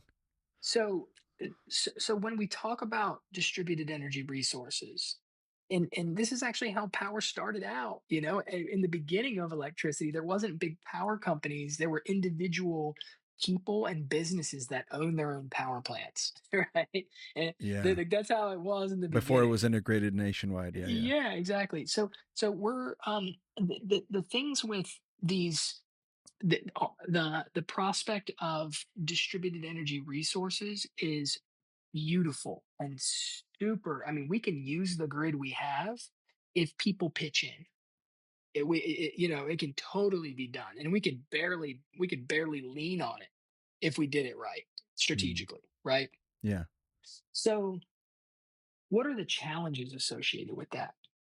Well, up until recently, it's been probably the last like 8 years that we've been able to access technology that allows us to work with smart controls and reliable, long lasting batteries. All of this technology is plenty here to stay, but none of it is manufactured in our country, and Oh, and we have some really good stories about the lights being shut off from outside of the US. And so when you have capable power electronics being installed on the US grid that can be monitored and are monitored and controlled from outside of our country, while with the level of penetration that we're at today and the level of cooperation that these distributed energy resources have with the grid operators, it's not going to break the grid today, right? But this is I'm not blowing this out of proportion. This is uh so clear that the government's finally paying attention. But yeah. but So yeah, we're go gonna ahead. break this down. Well, this is like you're giving me like the 30,000 foot view of what you're talking about, but because I we touched on this too last time, so I want to let you finish. But I want to when we find a pausing break, I want to go back and revisit that because what you just said might be one of the most important things that we've talked about even so far in this conversation. I mean, we talked about a lot of really important things, but there's no underlying or there's no like what's the word I'm looking for? The cat's out of the bag, and not enough people are paying attention. And this is not right now a big issue, but the potential it has to be harmful to us as a country is cannot be understated. Um, It's a real threat. it's a fucking problem. It's a fucking problem. It's a Yeah, real threat, and I'm just not the type of person who sees or thinks or dwells on those types of things. Like I'm not a prepper, you know. Like I just don't. I the doom and the that stuff. It doesn't. That's not where I am. But I understand this technology enough, and I've been doing this for long enough that this is a real problem. And when we saw how real it was, we literally went to DC. We reached out to all of our friends, everybody we knew that had any connection with anybody with the FBI, the Department of Defense, CISA, Homeland Security. We spent a couple months, me and Lester, just trying to get the word out. And it oh, fell on deaf ears until we actually invested in a cybersecurity group to actually do deep research and test our equipment.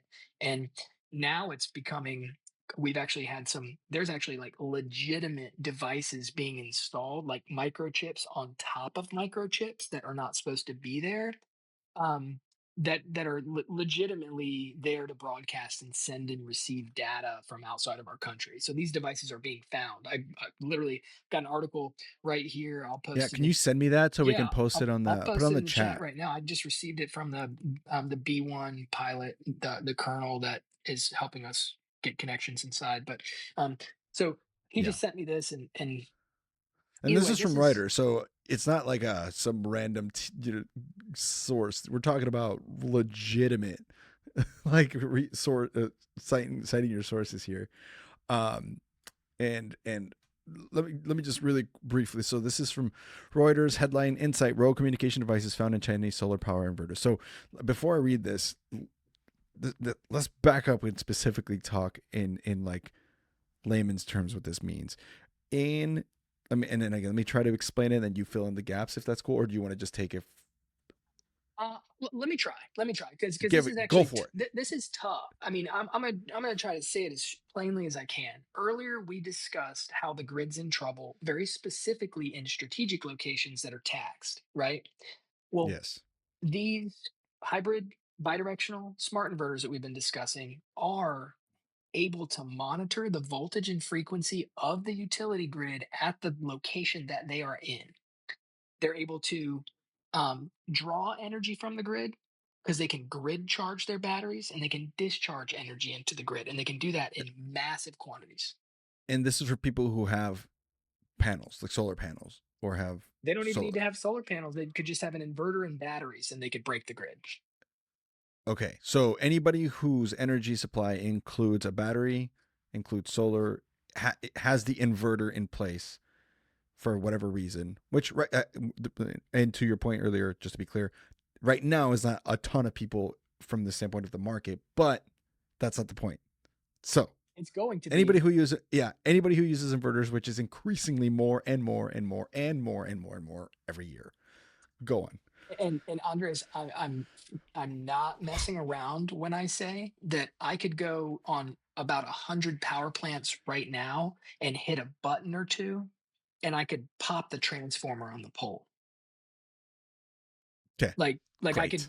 I could force energy into the grid, or I can draw energy from the grid to the point where it maxes out and stresses the transformer, where the utility company will have to come out and reset it if it doesn't get damaged, but usually it doesn't get damaged. Okay, But so this is how capable these units are. And we beautiful. talked about and there are already programs all around the country where utility companies are incentivizing with US dollars people to install these pieces of equipment so that they can discharge during the peak times of need. And they make really good money doing this. ERCOT's got a great program for it.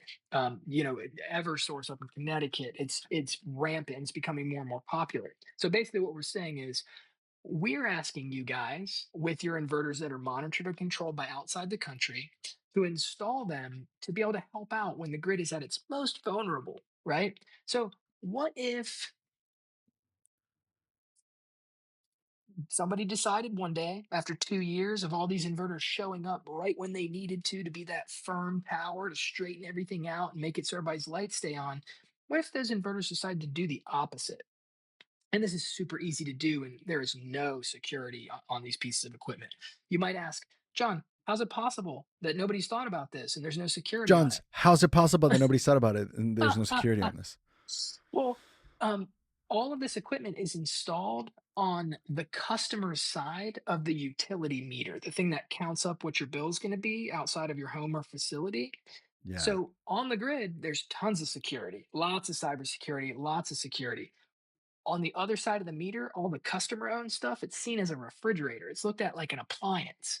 So it is not being scrutinized, right? So again, what would be the problem? If you might ask John, well, what would be the problem? John, Right? what might be the problem with this?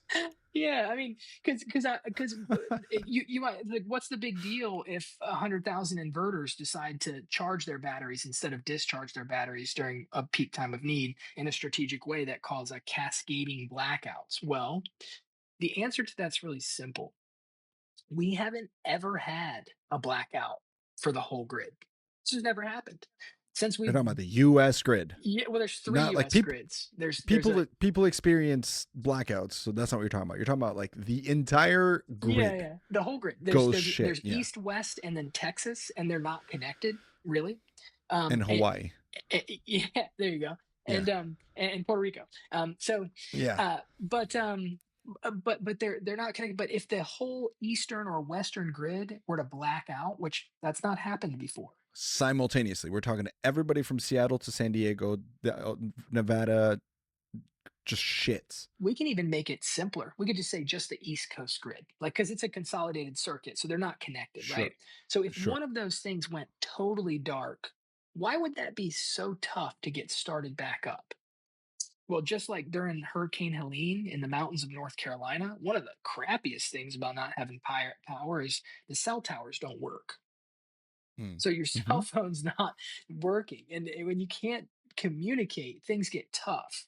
And if you're trying to if you're trying to orchestrate a restarting of a grid, why is that so hard? Well, anytime the power is out, the transformers and all of the substations and everything, they're empty of energy. There's no electrons moving through them, right?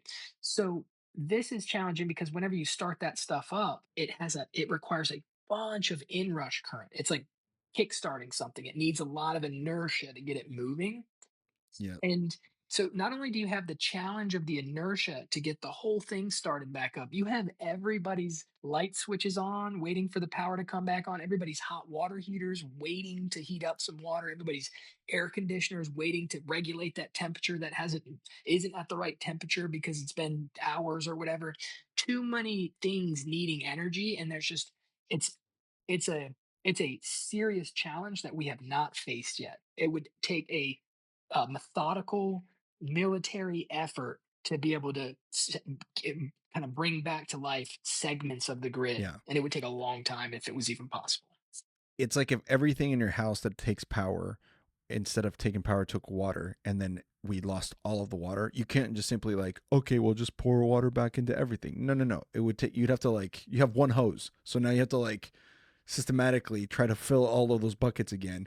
It's not. It takes a massive amount of coordination, effort, and energy that was already not there to begin with to start. It's like trying to start a steam engine from not moving. You're like, yeah, it's easy to keep it going when you have to just dump a little bit of coal in it, but to get it back up to 60 miles an hour, it takes a shit ton of time and effort to get it to that point again. Is that a decent analogy? Yeah, my wife was a little disappointed when we adopted storage because now our power doesn't go out. And it actually happened quite a bit where we live because we're in the woods and trees would fall on the power lines, and it's kind of romantic. The lights go out and you light some candles and Yeah. like life changes a little bit. Yeah, it's a cool thing, right? We kind of Pull out that enjoyed it. wine. There you go. Exactly. And it's never for a super long time because we live in the Research Triangle Park. So it's like it's not going to be more than a day, right? And Right. probably not even that long. But so I had never considered this, and this is the reason I want to bring it up. Um, I had my whole dad's side of the family, Andres, they are gun people. They hunt and do all that stuff. And I didn't have any of that stuff until COVID, when I read an article about how the utility companies kept the workers at the plant because they're essential workers. Because if the power went out, then what happens if the power goes out in New York or LA? Shit. Well, Crime. I mean, I had never considered it. That's just not where my brain goes, right? And when I did, and I there's a book called 1 Second After, but there's no food in New York City that isn't trucked in by 18 wheelers every day. Yep. Those people just consume. And you know what can't drive without fuel is those trucks. And so, and you know what people do when they're hungry and scared? They're get They, crazy.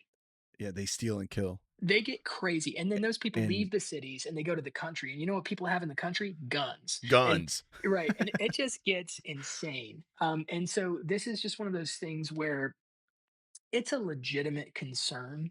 We can't let the power go out. And it's kind of like when you're go ahead. Those electrical locks in the prisons. I don't know how that stuff works, but I This, imagine they got to have some the contingency vaults plan. in the banks. Your fucking bank account Yeah, right, that won't load to tell you how much money you don't have. right. Yeah. Beautiful. So I guess I would, the thing that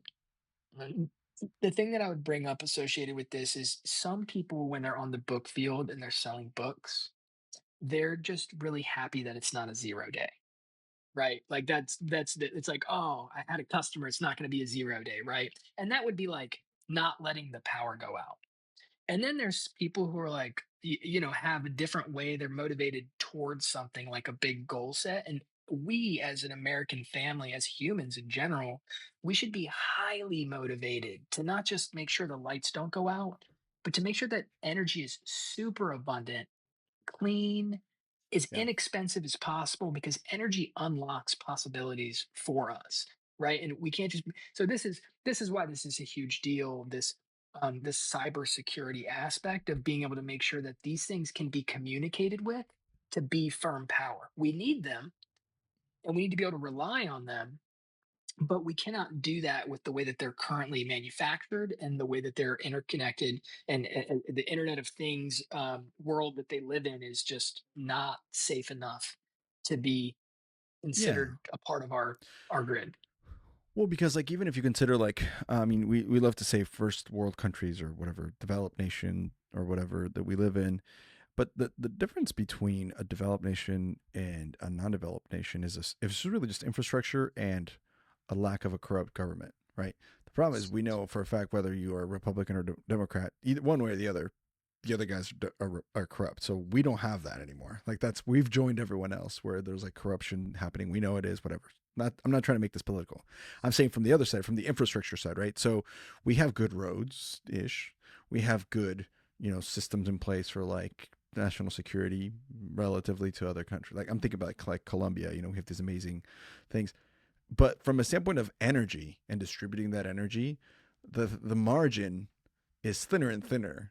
And so when we're talking about something like this being a real threat, we're talking about a real threat. So now I'm going to read briefly skim this. So this is from London. This is on May 14th. This is today, this article, as we're recording this. U.S. energy officials are reassessing the risk posed by Chinese made devices that play a critical role in renewable energy infrastructure after unexplained communication equipment was found inside some of them, two people familiar with the matter said. Power inverters, which are predominantly produced in China, I'll read that again, predominantly produced in China, are used throughout the world to connect solar panels and wind turbines to electricity grids. These are also found in batteries, heat pumps, and electric vehicle chargers. While inverters are built to allow remote access for updates and maintenance, the utility companies that use them typically install firewalls to prevent direct communication back to China. However, and this is the part that I'm going to stop, rogue communication devices not listed in product documents have been found in some Chinese solar power inverters by U.S. experts who strip down equipment hooked to the grids to check for security issues. Yikes. So, you discovered this on your own before this article came out, obviously, and we talked about this. How did it happen to you? I know this story, but tell me so we have it on this episode because holy mother of Yeah, pearls. let me just read one thing and then I'll answer that question. So it says in that same article, using the rogue communication devices to skirt firewalls and switch off inverters remotely or change their settings could destabilize power grids, damage energy infrastructure, trigger widespread blackouts. And this effectively means that there is a built in way to physically destroy the grid. So, um, you know, this when this occurred to Lester and myself, that's when we went ham on trying to contact our government. We were just like, oh, Hey. this is real. Um, so I Yeah. have this one is I believe it's totally benign. We imported a technology. I believe we were the first ones to install it in the U.S. based on my experience with the manufacturer. But we brought this tech in, like a 200 amp pass through hybrid bidirectional inverter charger. Really cool piece of equipment. We got a heck of a deal on it. I'm installing the first one in my house, like upstairs over here. Um, and all's good for a couple months.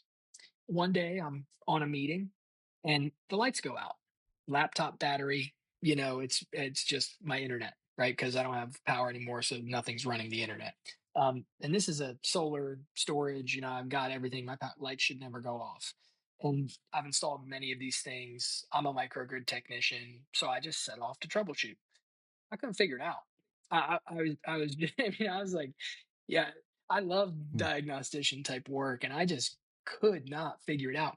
And so when you this is an inverter from China, and we use WhatsApp to communicate with them, and it's always like 10 o'clock, 11 o'clock at night when the combos start because they're not awake. And so I'm WhatsApping at 10 o'clock at night, just trying to figure out like what the heck is going on.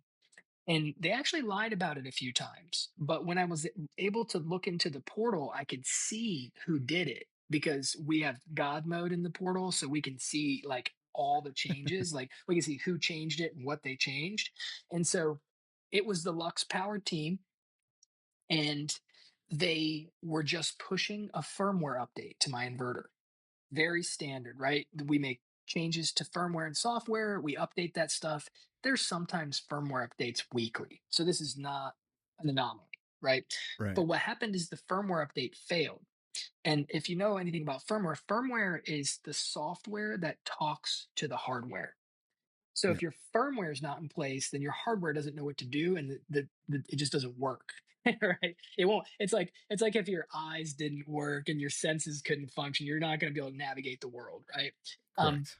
so essentially, the firmware update failed, the power went out, and the only way to finish it would be if the internet came back on and the unit came back on, right? And that's not going to happen. So the answer was download a firmware onto the computer using a phone as a hotspot, put it on a flash drive, stick it into the inverter. No problem. Back online. What did we learn from this? Well, we learned that people from another country can turn off my power, and I hadn't even considered that. Very, that's just Yeah. like a duh. Of And course if it they. was nefarious, you could have done not shit about it. Yeah, I Like, couldn't have got a new because firmware because on update. their end, because on their end it was like, oh, it was just a bug in the system. So just do this. Here's a troubleshoot. You log it back in. You're back to power, Mr. Carey. No problem. But if they were like, suck it, dude. You are not gonna use any power. You would be And we have a suck it dude royally. instance too. Like we have an instance where a customer had their inverter remotely shut off from outside the country, and we had to drive for 4 hours and give them a new inverter. And it was all some political argument between the manufacturer in China and the US distributor. That where it was basically like, hey, you're not supposed to be distributing this inverter in the US. We see a US VPN, and they bricked it. They basically shut it off No remotely. shit. It's still bricked. We've had the cybersecurity guys trying to like make a VPN out of the country and hack in this thing. We have not broken into it yet. No. But this was actually intentional. And so we know this is possible. We absolutely know it's possible. And so we have that's why we went the route of actually figuring out like where are all the attack surfaces. This is a very clear and easy one, but where else are there attack Is there a fucking surfaces? problem? Yeah. Yeah, and it is absurd, Andres. Like it's like a 150-page document. There's more than 11 attack surfaces for each manufacturer that we work with. It's Hot. yeah. This is what I mean. This is HAWT hot. Um, this is why I wanted to go hug my child after our conversation yesterday because I was like, well, if AI doesn't take over or China doesn't take over or whatever other else things, what can we control? So now what is the question I would ask? How are we going to solve these problems, or what can we do? Manufacture them in house in the U.S. Definitely. But so we already on version 2 of hardware that can um that can turn any Chinese piece of hardware into a safe machine. Now, when I say any, I mean anything that is installed the way that we think it is. So there So are jailbreaking it. it's yeah, it's what it is. So what you're doing is you're encrypting communications and you're sandboxing all commands. So just picture like this: if somebody wants to communicate with the inverter, they would have to be able to communicate with encryption. So if it's not doesn't have the right keys, they can't even talk to it. So that's one layer. And if you know anything about cybersecurity, there's no such thing as security, right? Yeah. There, It's just the biggest prime number you can find. yeah, you just do the best that you can, and you Yeah. constantly stay on top of it and make it better and better. But as far Yeah. as security It's is it's concerned, cyber it's cyber insecurity. yeah, it's but Yeah. but the first step is recognizing there's a problem, and then getting rid of all those problems, and then dealing with new problems as they come up. But By encrypting it, you're making it much more difficult. Number two, sandboxing. So anytime somebody wants to update a firmware, it cannot be pushed to that inverter. The command will be sent, it will be acknowledged, and it will be looked at and inspected. And if it is deemed safe, then it will be pushed to the inverter. So nobody can change steady state operation. Um, a third thing that we do is we do edge compute. Maybe that's a term you're aware of, maybe it's not, Mm, but essentially it is what happens if the inverter loses all communications? There are no comms. How does it yeah. respond? And this has been one of the most fun things for us to design. And we're actually getting help from Amazon. They've lent us some programmers for free because they saw what we were up to, and they're helping us design the edge systems, which is basically letting the inverter respond to real-time grid conditions and the utility's rate schedule, even if there are no communications. So it can still do smart stuff and not break the grid, even if it doesn't have communications. So, and that requires some Mm. heavy compute and it's a lot of machine learning and forecasting and stuff like that. But we're probably somewhere between 75, probably 70 to 75% accurate on those predictions, and we're getting Hmm. closer. So these are ways to be able to move towards equipment that's already been installed. Um, Sans any like extra chips that are not supposed to be there. We actually came across a company the other day through that kernel I was telling you about, where you can scan hardware and it will find anomalies, and it's a very kind of it's really cool piece of technology. It's like a briefcase you pull out and you scan stuff, and it lets you know if there's like anomalies inside the hardware. And That's wild. they've been scanning stuff in the US for the past couple years, and they're finding all sorts. They found extra microchips on nuclear submarines that our country's running, that were, these are Chinese chips that are communicating and pinging location. I mean, Oh, like, this is like real shit, stuff. dude. So again, I'm not like, I like all humans. I don't see China as the enemy.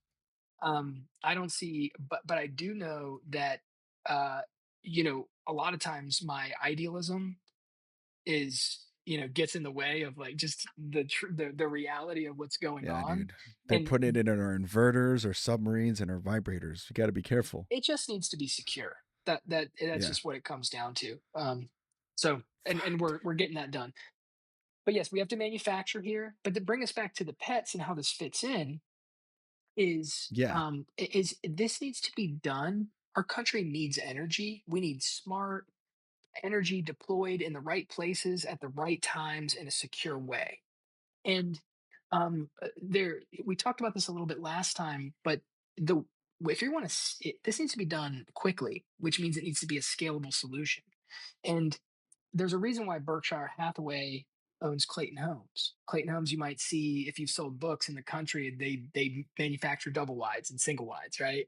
They Yeah, they baby. they build the houses and then they roll them to the customer, as opposed to a custom home builder, which would roll to the place and build the home. And it's way more scalable to build and roll. And so this is where the pets are going to be really helpful. These portable energy trailers, is we can scale this as an American family quickly, and we can do it with quality, and we can do it with security, and we can do it with precise. It doesn't have to be a shotgun blast. It can be a sniper rifle. We can put these things right where they need to be and buy ourselves a lot of time and not invest a bunch of money in upgrading our electrical infrastructure, when if we're already moving towards distributed energy resources, and it would just be a bummer if we just spread our energy out to both of those things, when if we were more laser focused, we could have a much larger impact much faster. We could almost, I mean, and this is almost a step towards like instead of necessarily having to upgrade the grid, you just kind of replace it with something that's that can innovate and change. And the pets could be like a stepping stone in that direction as well, if you wanted to, I guess. Or am I thinking too abstractly? We could, when you say replace it, there's a lot of, we've built our grid on an AC system, so it would be a quite a challenge to um, switch it to DC. But that would be the next step, would be a DC grid. the one of the challenges of getting the grid up and running, if it were to go down, is there's an alternating current sine wave that needs to be matched across the entire grid. So Yeah, you know baby. you have to Math. Let's dance the go. right dance to be able to play the game if you're connected to the west or the east or the Texas grid. And so that's a lot of orchestration and also a lot of, it just, DC is just DC on off, right?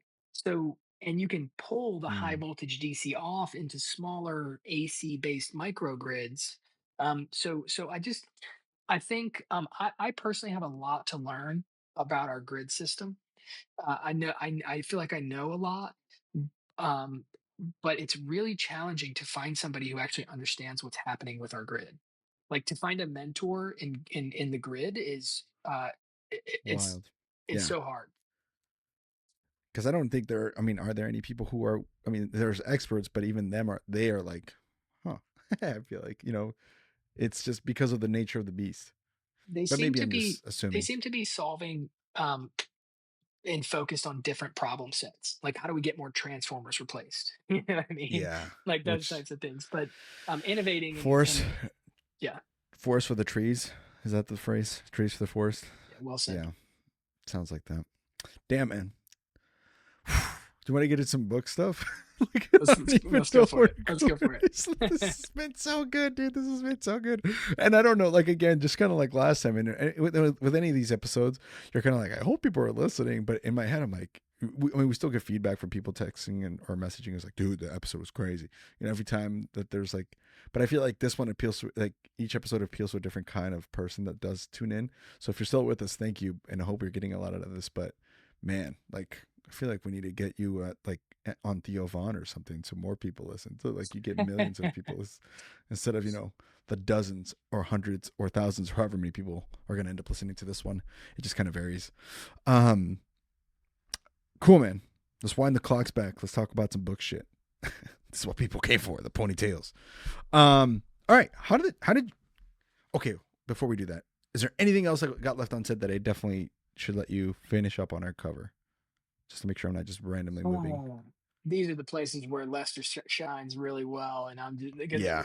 I would just say that um, I would say this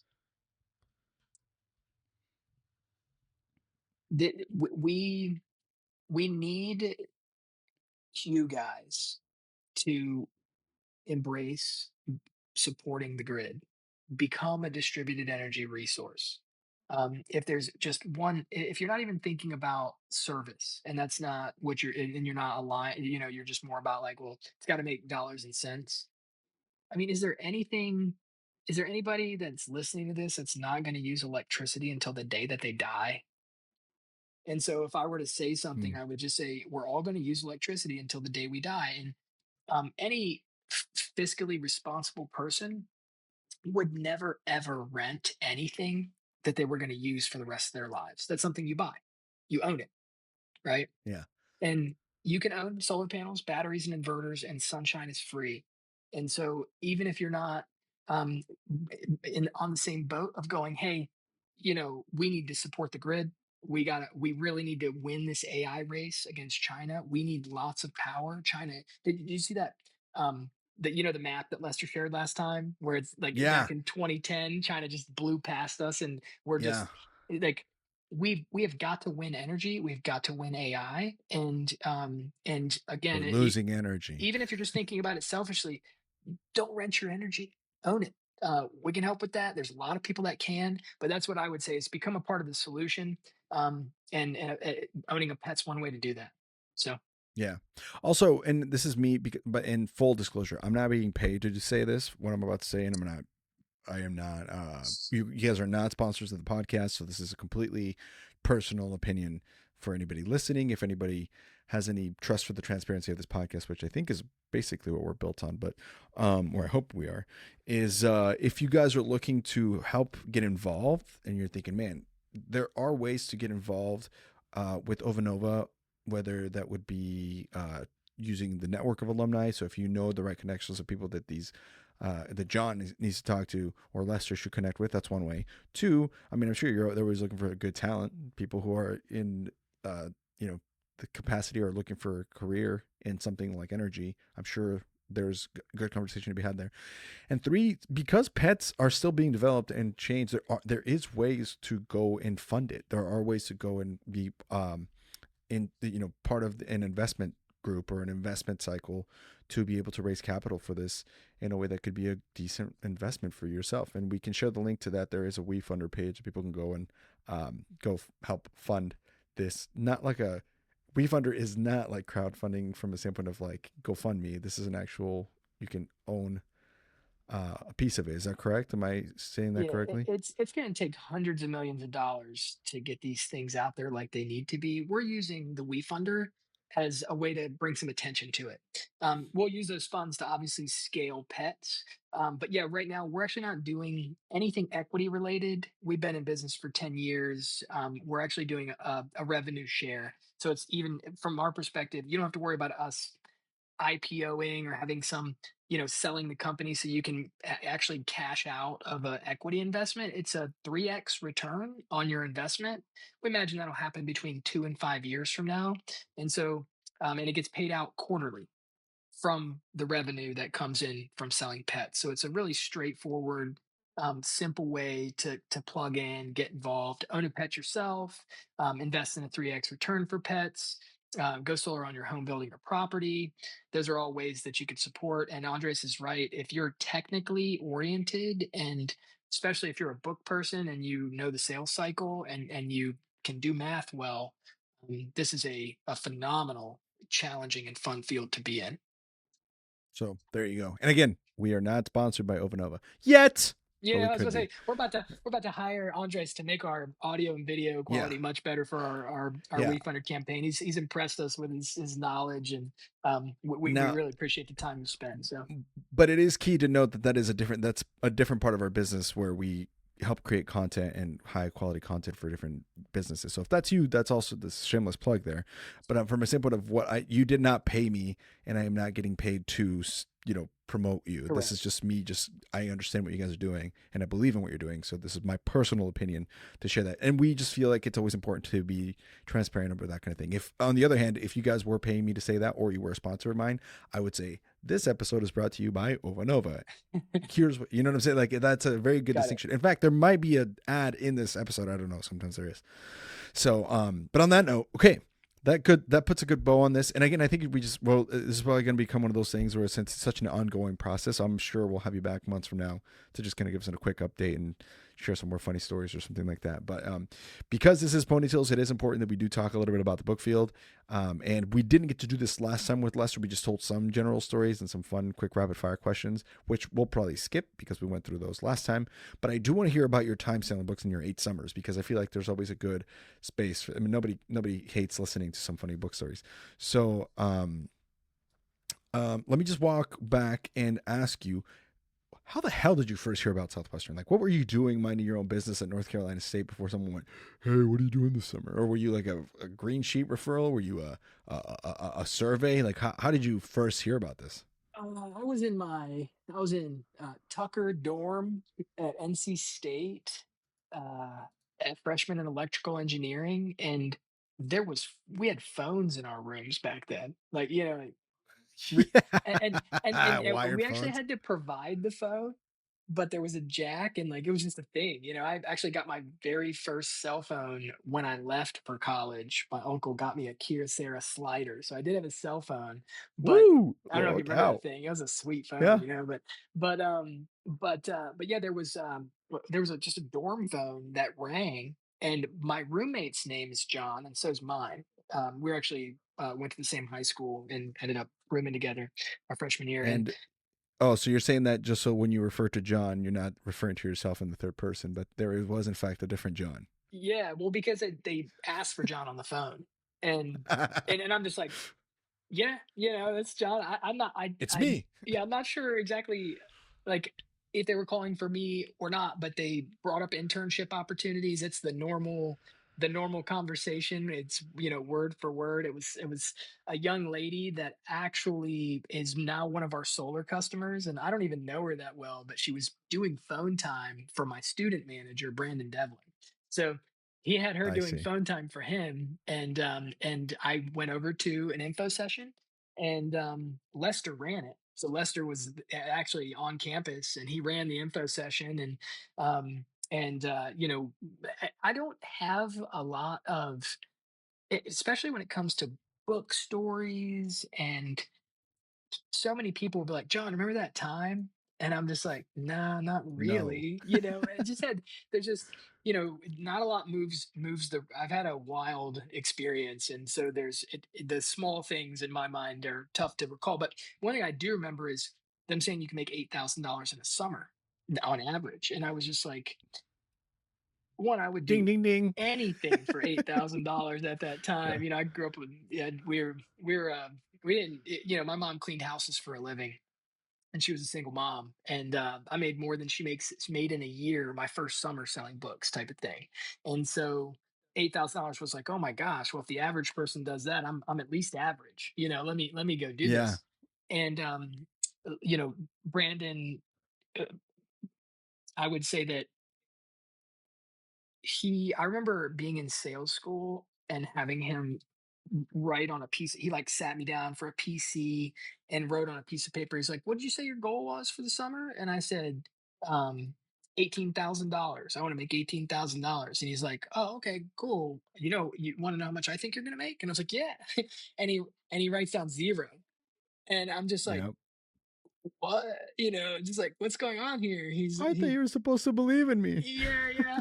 And he was just like, Are you either need to up your effort, or or lower your goal. Which one do you want to do?"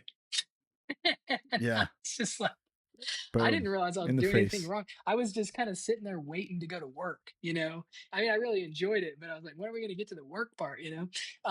So because I actually I remember, we needed $500 or something like that to get to sales school, and uh that was so challenging. I think I was able to bring like 300 and something dollars. And I remember like not eating sometimes, just because, people would like go out and grab food, and I just didn't have the money to do it. Um, Yeah. I got out to the book field, and, I'm pretty sure that there was definitely some things that I like getting a permit that I did not get because I didn't have the dollars to do it, type of thing. Yeah. So those were it was just a it was just a ridiculous change to my life from where I came from. Like this Yeah. small town in eastern North Carolina, to hearing about this internship, having no real idea what it was going to be like, and then barely making it out there, and then just the journey of um, you know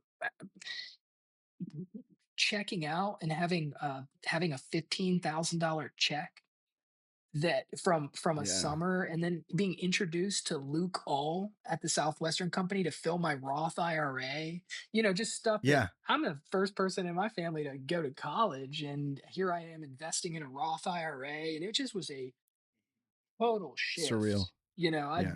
I definitely um I definitely played the game all the way and drank way too much in my Southwestern days, and just like made a fool of myself and pissed a bunch of people off. But man, it was an amazing life experience, and I'm so, so grateful to have had it. Now, okay, let me ask you this because everybody that comes through. So there's a couple of things, and by the way, if in I mean, I think Lester probably told you, but if people are listening, I don't do any pre-approach before these episodes specifically because I believe in the connection that is made through this like conversation, that all we really share in common. I didn't grow up in North Carolina in a small town, and I wasn't the first person to go to college in my family, but all we have really in common is that we both did this job. You know what I'm saying? But it feels like I've known you for a long time. Like there's like some aspect of that. What is that? Share trauma. But on that note, I I always, so that's one thing. But two, I always like asking specifically about first. I mean, you sold 8 summers, so we're gonna get into some of that, and I want to hear about some of that. But the part that people relate to the most is always the first summer, because we all had our first summer. Not everybody sold 10,000 units. Not everybody hit like the big numbers. Not everybody recruited a lot of people. Some people never even came back for another summer. But everybody remembers the first time they heard Mort Utley's pony speech on the screen. Do you know what I'm saying? So I'm gonna walk through some of these first, if you don't mind, and just kind of whatever comes to mind. And if you don't have a memory for it, that's okay. We can move on. But just I like to hear people's take on this because it's such a connecting aspect of what we did. So do you remember like what the feeling was like when you first saw some of these Dan or more or some of these other people on stage at sales school? Yes, very clearly, actually. And what I was thinking is, how cool would it be if my friends could have this experience?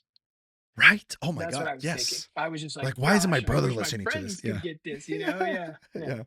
yeah. Yeah. Incredible stuff. Did you have a favorite like speech during that week? I don't that I don't have a memory of, but it's timeless. Life 101 and Mr. M, and just like, Oh, dude. Yes. Dan Moore's a gem. He's a freaking Yeah. gem, man. My brother does the Mr. M now that Dan's retired.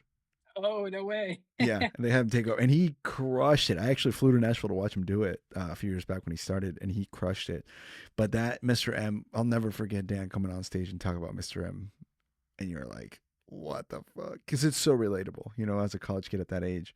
Yeah, I guess Um, Life 101 is GRS, but again, there's Still, also yeah, yeah. just iconic when he comes out in the Indiana Jones outfit and just or whatever outfit he wore that day. It's just so good. All right, and then where did you go that summer? Where were you selling? Greencastle, Indiana.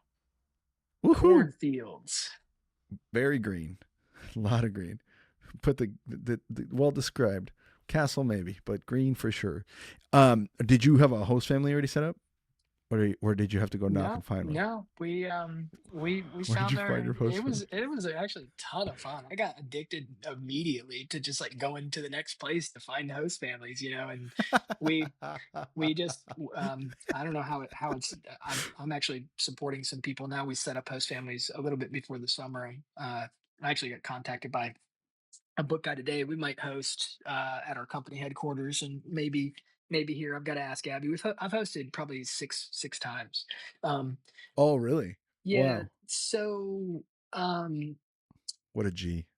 yeah, like I'm trying to. I should know this woman's name. I have no idea. She's amazing. But it was like probably should have been knocking in this area, but it was like single story, like elderly people housing, like where, people Oh go when my they God. like it's Yeah. just older To folks. retire.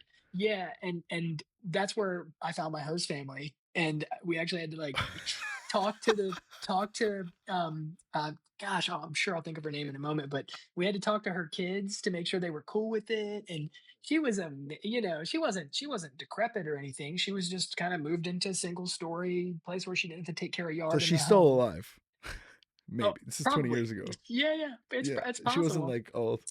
It's Oh shit. possible. Ah, that's not. My But yeah, first host mom is probably no longer with us. I have to actually look it up. Um, but damn man, that's crazy fun. but I was young for my age, Andres. So I mean, not young for my age, but young for a freshman in college because I had skipped first grade, and I got roomed with two dudes who were both like over 23 years old. Right. So you're So 17 there. I'm like, yeah, I'm just, super fresh. And these guys are like, one of them's like discharged from the military, has an alcohol habit, keeps it behind his truck seat, is drinking during the day.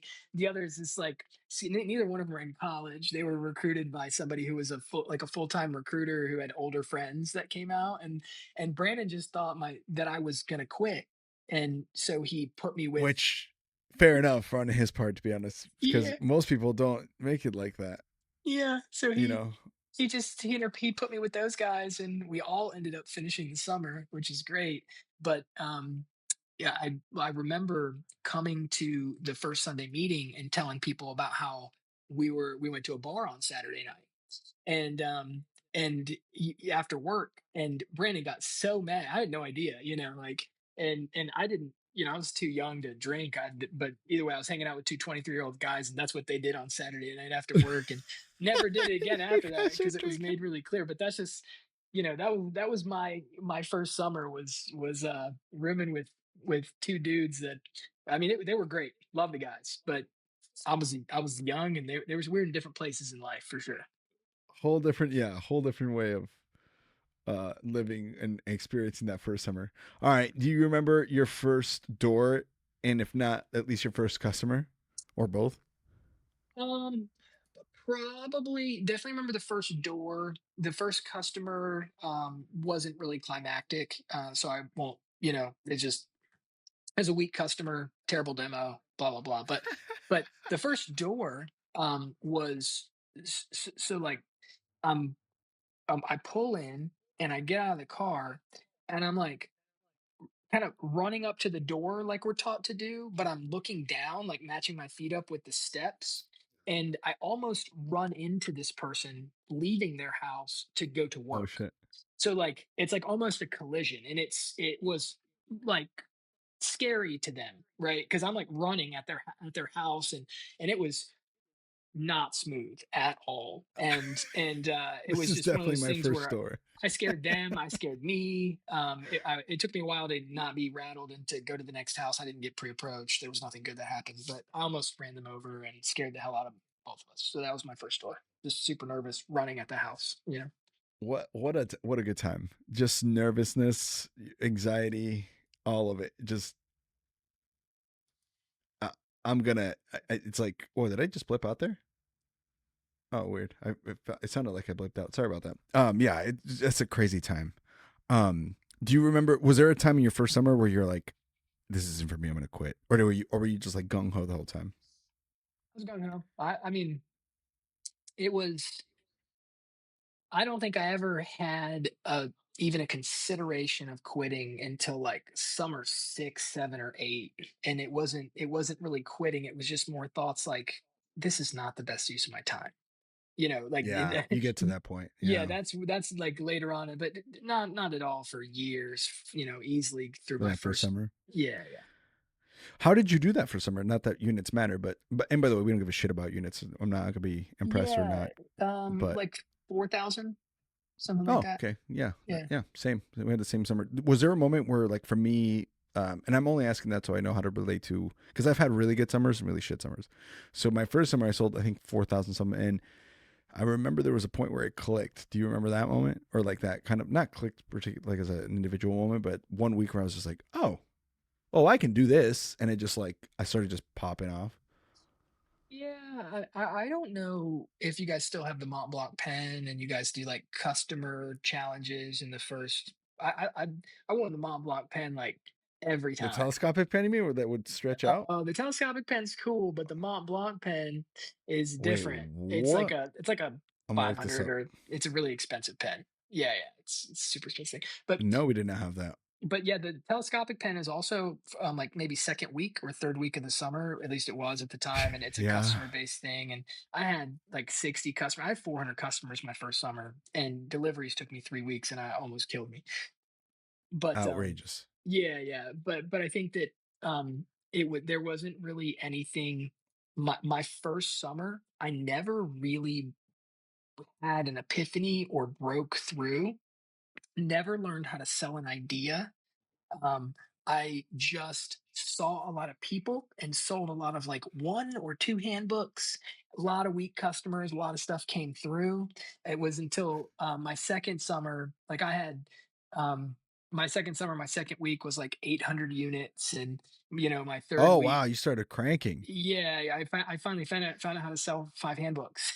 and and I Yeah, and that then I had like package size, huh? 900 units the week after that, and then I tore my ACL at a Sunday meeting playing football my second summer, and that was pretty much the end of that summer.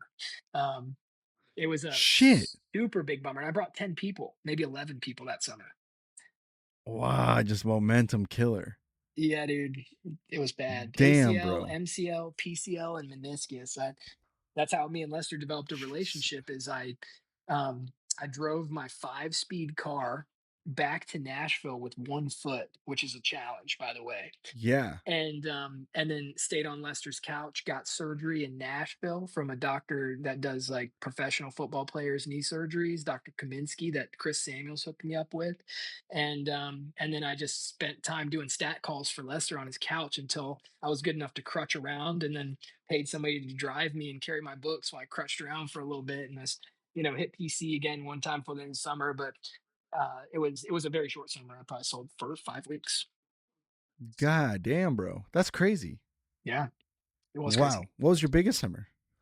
I had a couple of summers over 10,000. I think there's a Oh, wow. 13,000. It depends on if you count the internet. The internet units were new, um, Yeah. Yeah, the but log units. yeah, 2 summers over 10,000. I think one was maybe 12 or 13,000, something like that. Wow. What was your last summer? Maybe 7 or 8,000 units, something like Solid. that. Still Yeah, still up there. Yeah, that was the summer Brandon Q was really crushing it, if you remember Brandon. yeah, Yeah. He yeah. That my first summer was your last, so I just remember trying to keep up with the managers after a while cuz it was just how they that's how they just were incentivizing, cuz I was atop I was like leading the org and they were like try to be that guy. And I was like, all yeah, right, yeah. whatever. And there's no way. I mean, there's no way you could, but when the bar is raised like that, you're just going to have to try to perform. And it actually was a great way to doing it. When let's talk some advanced sales since you had some pretty big numbers, and for people listening who are not familiar with Southwestern terms or have not kept up, today's units, one unit or yeah, one unit is worth $8. So in a summer that you sold, call it 13,000, we're talking about $104,000 that you made that summer in $2025, which back then it would have been I think $5 or something like that. So still a pretty good 75 $80,000 check from just your personal production. That's not including your team or your org. So that's not bad for the 3 months. What did you figure out that worked for you as far as like if you had to give one piece of advice? Because there's people listening right now who are currently in the book field. Like this, that's just kind of how the nature of the beast. And especially right now, there's just a second week of sales school. So by the time this comes out, there's going to be like managers, B's, C's, and D's that are out there going, yeah, yo. I just took out my pen and pad, and we're going to talk about this. So, what if you had to give one piece of advice to somebody out there right now grinding to just try to hit that big sales number? What worked for you? And I know that's like a super broad question, so just Yeah, yeah. Well, whatever when you comes say to mind. big sales number, then I think advanced sales. Yeah, And when you say the one thing, I think your shit schedule. Like I yeah. honestly like it's just make it like the probably the number one variable is get your stuff out of the way before you leave the breakfast spot so you can work all day. So you don't need to take breaks to get stuff done. It's just remove all obstacles from your path. And for me, that was, that I started drinking coffee on the book field. I never drank it before, only just so I could use the bathroom before you know what I mean? It was like number one thing. So I that's my see. advanced sales at GRS. When last time I was there, I was, I was a host dad, and I was nominated for host family of the year. So I went to Let's go. Nashville, and, and, uh, and they were like, "Will you speak?" And I spoke about getting your shit schedule on point. But that's not really advanced sales. But if you're a first year and you're really wondering like, what's the thing that I can do, you could find a way to give yourself the most possible time to do work, right? And if you run, you can see a whole lot more people, and that adds up. So that's I always ran. I mean, Genius. Andres, dude, I like no joke. Every different vehicle I drove, I had a strategy to be able to get in and out of that car super fast, and I would run. That was just something that still to this day, even selling insurance, it was like baked in. So I'm like an adult selling insurance, like running to people's houses, and then there's like full grown adults following me being like, what the hell is going on here, like, Yeah, why is but this guy that's the running? key. Yeah, it's great. So that, those would be my non-advanced sales advice. Would just be see as many people as you can, work as hard as you can. And you might hear that, but like what that means is like actually set yourself up to do that, meaning your biology needs to not get in the way of you being able to go to the next house. And you need to be quick and you need to be efficient. So you can see as many people as possible, so you can get as many Yeah. sales cycles in as possible, so you can practice as much as possible. And on that note, I mean, just to carry that forward, I mean, I never hit 10,000 units, but I've interviewed a lot of people who sold a shit ton of books. And one of the common threads there that you just said it, and it's highlighted because it makes sense to you, but it's not as easy to see from people who didn't sell books. But when you just say efficient, what that means is that's such a deeper aspect of the conversation, which the way I interpret when you say that, or when people who sold a lot of books say that, is abundance mentality means that your buying atmosphere is more genuine. And when your buying atmosphere is more genuine, that means that you can get out of the house realistically in 10 minutes if it's a non prospect, which means that you have more time to see people who say yes to you. And that's such a hard concept for people to understand, because there's these people who, like me, who who are in that 4 to 5,000 unit range. And what they figured out is how to do a good sales talk, how to connect with people during the rapport building phase, how to give like a good demo, and how to do a good close. That's a skill. Cool. You got that. But then what happens is they try to hang on to this sale because there's these like maybes that you could probably talk into buying, and that's a good skill. But that's not a good skill when you're trying to see as many people as possible. The actual skill there is, there's no way in hell that this is an absolute pony or like an easy yes. So I'm fucking out of here, because there's enough of those to sell 10,000 units with.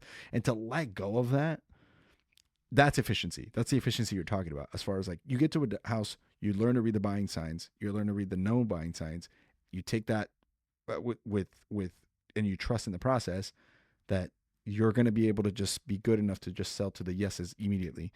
And that's something I never figured out. And if I had to start it all over again, if I had to go back to sell books for whatever, God, hopefully not. But if I ever had to, like, that's something that I would learn to do is, hey, this is not the person that is going to buy. They might buy because you're charming or you're nice or they like your smile or whatever the hell.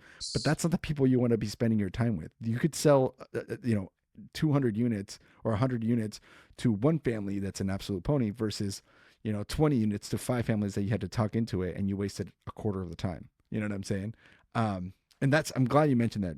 And I wanted to touch base on that, because to you, it just seems as efficiency, but people don't have that mentality to be able to be efficient, because they're just like, what if there's nobody else that's going to buy? No, abundance mentality, get your ass to the next door. They're not buying, move on. So thank you for bringing that up. That's great. Yeah, and as a homeowner now, and somebody who lives in a neighborhood, which I didn't really have that experience or that lens when I was a bookman. Yeah. If somebody came to my house right now, I could 100% tell them where not to go and where they might find somebody home. And I Yeah. might even have some opinions, like people do, about who's going to Yeah. buy and who's not going to buy, right? Yeah. Um, but the reason I bring that up is if you're asking every single person, if you were me and you wanted to catch the next closest family that would be home right now, where would you go? I just don't want Mm-hmm. to pull in every single one of these driveways and waste fuel, and when I could go straight to the place that I might find somebody home, because most people are working during the day. And asking that question every single time and ingraining that is useful. And then the thing that I'd couple with that is, do not listen to anything that your brain is saying. If you're on the way to that place that that person just told you about and you see somebody that's obviously home, pull in, or that even might be home. It's like, oh no, I committed to going 10 houses down. No, you go right there, right then. It's the next closest person that might be home, right? And Yeah. so Very good. it's just this mentality shift from, it's so easy to talk yourself out of doing something because it's more comfortable. It's like, I'd rather stay in my car and drive 8 more houses where somebody, I'm not even sure if they're home. That person just said that they're likely to be home, but there's Yeah. somebody outside mowing the grass right there with a trampoline, like, Yeah. go right now. Yeah. And that's the game. Is, it's just our Yeah. brains are the biggest impediment to our success. And you just got to get over that and And having recognize the what the goal is. Yeah. And then when you approach, have the balls or the ovaries to say, yeah, it's okay if they don't buy. There's a Yeah, lot of people that I was would. teaching my team this, Andre. Sorry to interrupt you, but this is No. something that might be useful. You said people might be about to sell books if you're listening to this. So,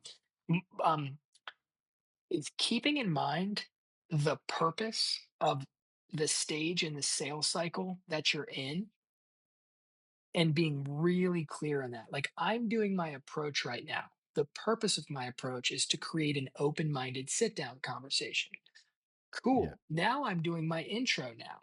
The purpose of the introduction is to ask questions to find a need, build a buying atmosphere, and cover the husband objection. Yeah. Okay, now I'm shifting into the demo. The purpose of the demo is to prove the need and to summarize what's in the book so you don't have to show it all. Then you got your price build up and your summary, right? And it's like the purpose of this is to show the real value in the system. And so if you're clear on what part of the sales cycle you're in and what the purpose is, then you won't spend a bunch of time saying a bunch of words that won't matter because you'll be like, oh, I found the need. Now I just need to make sure it's cool if they know that they don't have to buy this and it's not going to hurt my feelings and make sure they're okay to make a decision Yeah. without their husband here. Cool, check. Time to move on to the demo. Well, I'll go ahead and show you these things, right? And so it's Genius. just being really clear on the sales cycle and the purpose of that specific step and knowing where you're at in that step. There you go. Bro, that's good. Write that fucking down. And get a four-color pen. And get it. Oh, dude. Classic. Dude, Absolute. Theo Davies, Oh, he I don't even know why. I think he came to work with me in my territory one time and like freaking legend. four-color pen, dude. He is yeah. I I was like, dude, let me follow you for a goal period, you know? Shit, you And just reminded me. I need to get Theo. I need to get Theo back on here. We had him on early in this year, and legend, just yeah, freaking legend. I have to. I have to. Theo, if you're listening to this, I know he listens to sometimes, but come back on because he just switched jobs. Absolute rock star. I believe Wow, that. dude. Agree. Wow, so freaking cool. That was really good. Um, cool, man. Well, I think it's good too if we could do one more ponytail just to wrap this one up. And I want to save some of these other stories and some of these other thoughts in case you guys come back, because I know I feel like, John, you're gonna be one of those people where I'm like, hey man, it's been like a year, we got to get you back on, or it's been a few months. What are you guys up to now? Come talk to me. So if we could, just, I know you told us one last time. If you have something else that came up to mind, some of these stories that could, like, that maybe your favorite Fourth of July story or your favorite, uh, you know, something like that that comes to mind to just kind of wrap this one up with as a ponytail, then we can uh, close out the show.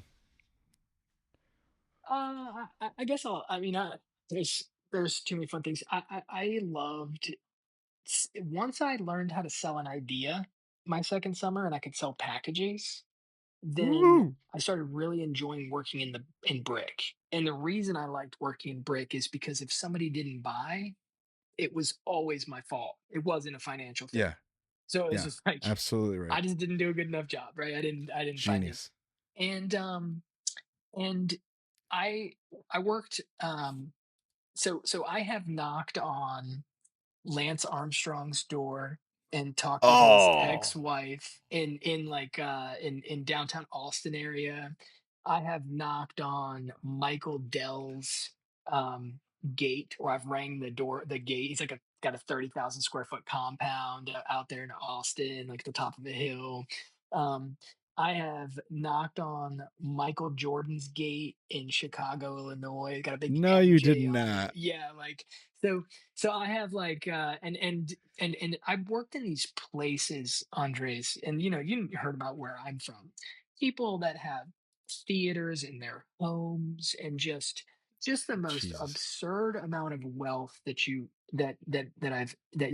ever seen. Just these huge homes in neighborhoods um and just uh it was so formative to and this is I was in engineering, and this is kind of how I learned that I didn't want to be an engineer. Is I just met so many people that did really well, and there's a lot of engineers that do well, but the people that had passion, were excited about life, were genuine and kind, treated me like a human. They were people that were entrepreneurs. Yes. They ran their own businesses. They weren't, they and this is and so I like just getting a chance to go to these places um and knock on these people's gates and just watch. two black SUVs drive down Michael Dell's driveway, and it took like 8 minutes for them to get to the gate. Like I'm just watching. I ran Crazy. it, it's just like over and I had good names. I sold books to Michael Dell's kid's tutor. And she was like, "You should go to Michael's place." I was there with a name from They're somebody in who the bought. first name basis with Michael Dell. Yeah, right. And so I just bring this up because it was just like just the life experiences and just the wild things that I got to it was great. So no specific story other than I got to knock on some and talk to some Crazy people. doors. Yeah, exactly. Lots of fun and That was really. actually a rapid fire question I skipped yesterday because most people don't have one, but I would should have known because you were knocking big brick. But one of the questions is who's the most famous person that you've met on the book field, and um based on that,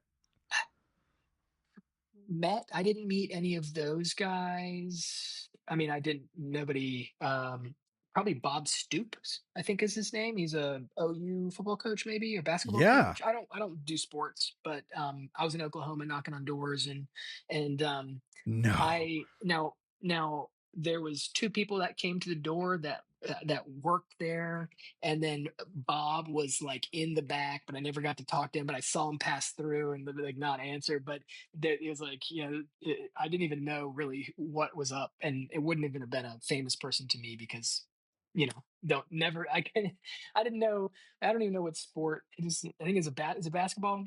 no, he's a football coach. Okay, I football, don't know yeah, where he's see. coaching now. Hold on a sec. Bob Stoops. Lester told me for years. He's like, "John, you should learn sports. It's a great way to build rapport Dude, with humans." I yeah, just, how have you not, man? That's part of the main reasons I learned sports. I learned that before I even sold books. That if I you like know to sports, you play can pretty connect sports. with most people.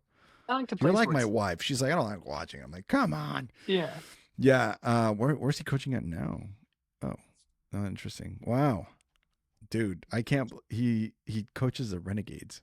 He's interim head coach at Oklahoma, Iowa, Kansas State, Florida. Jesus, you met Bob Stoops. All right, that's cool.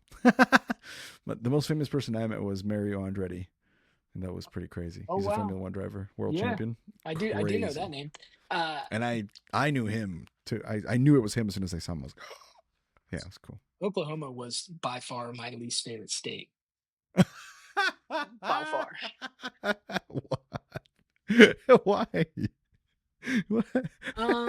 It's like perpetual middle class, and Yeah. and so like hitting more was so tough because it's like it was just there was no big brick to be found. Yeah, Um, when your strategies big packages, it's hard to hit. It's hard to pivot to more the instead of dropping bombs but to I did the. buy an RV from a traveling evangelist that summer, and we had a Sunday meeting in it. And I still have the RV. It's parked at our company headquarters. And like, No, yeah. no, It's turned into a power plant now on wheels, and it looks like a dude. meth camper, but it's super I'm cool. not trying to sell my services to you, besides the ones that you're already gonna hire me for. But if you ever start a podcast for Ovanova, you need to set up the studio inside the RV.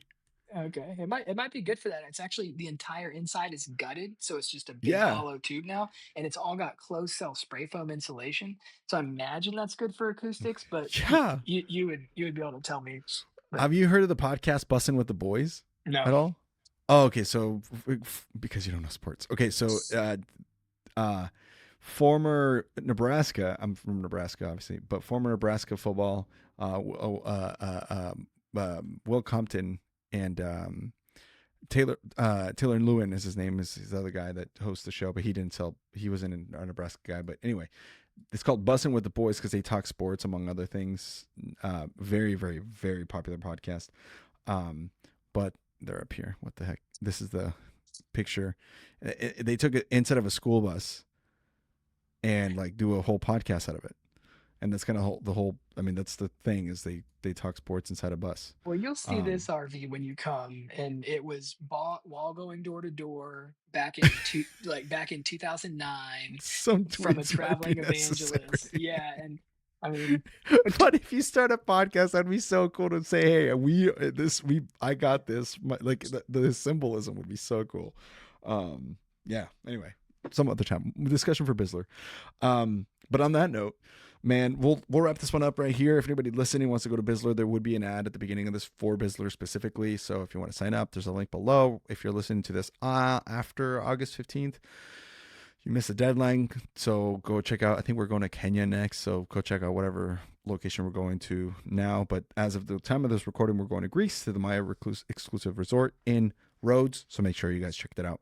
John, man, this has been a blessing. This has been a blessing. Can you believe we've gotten 6 hours of conversation in like 2 different days, and it's still, we could still talk about so much more, man. So I'm looking forward to seeing how things work out with you guys, and I'm like with Pet and how you guys are going to keep growing Ovanova. I'm excited for the leadership, and you guys are in good hands with you and Lester at the helm. So well done, my good sir. Thanks, Andres. You're great at what you do. Appreciate your time. I appreciate that. That's really nice. I will take that from you.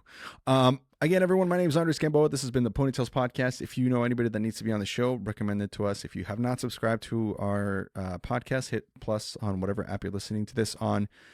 Go check out our website. Go get our merch. I don't know. There's a bunch of stuff. More than anything, follow us on Instagram to know when episodes drop.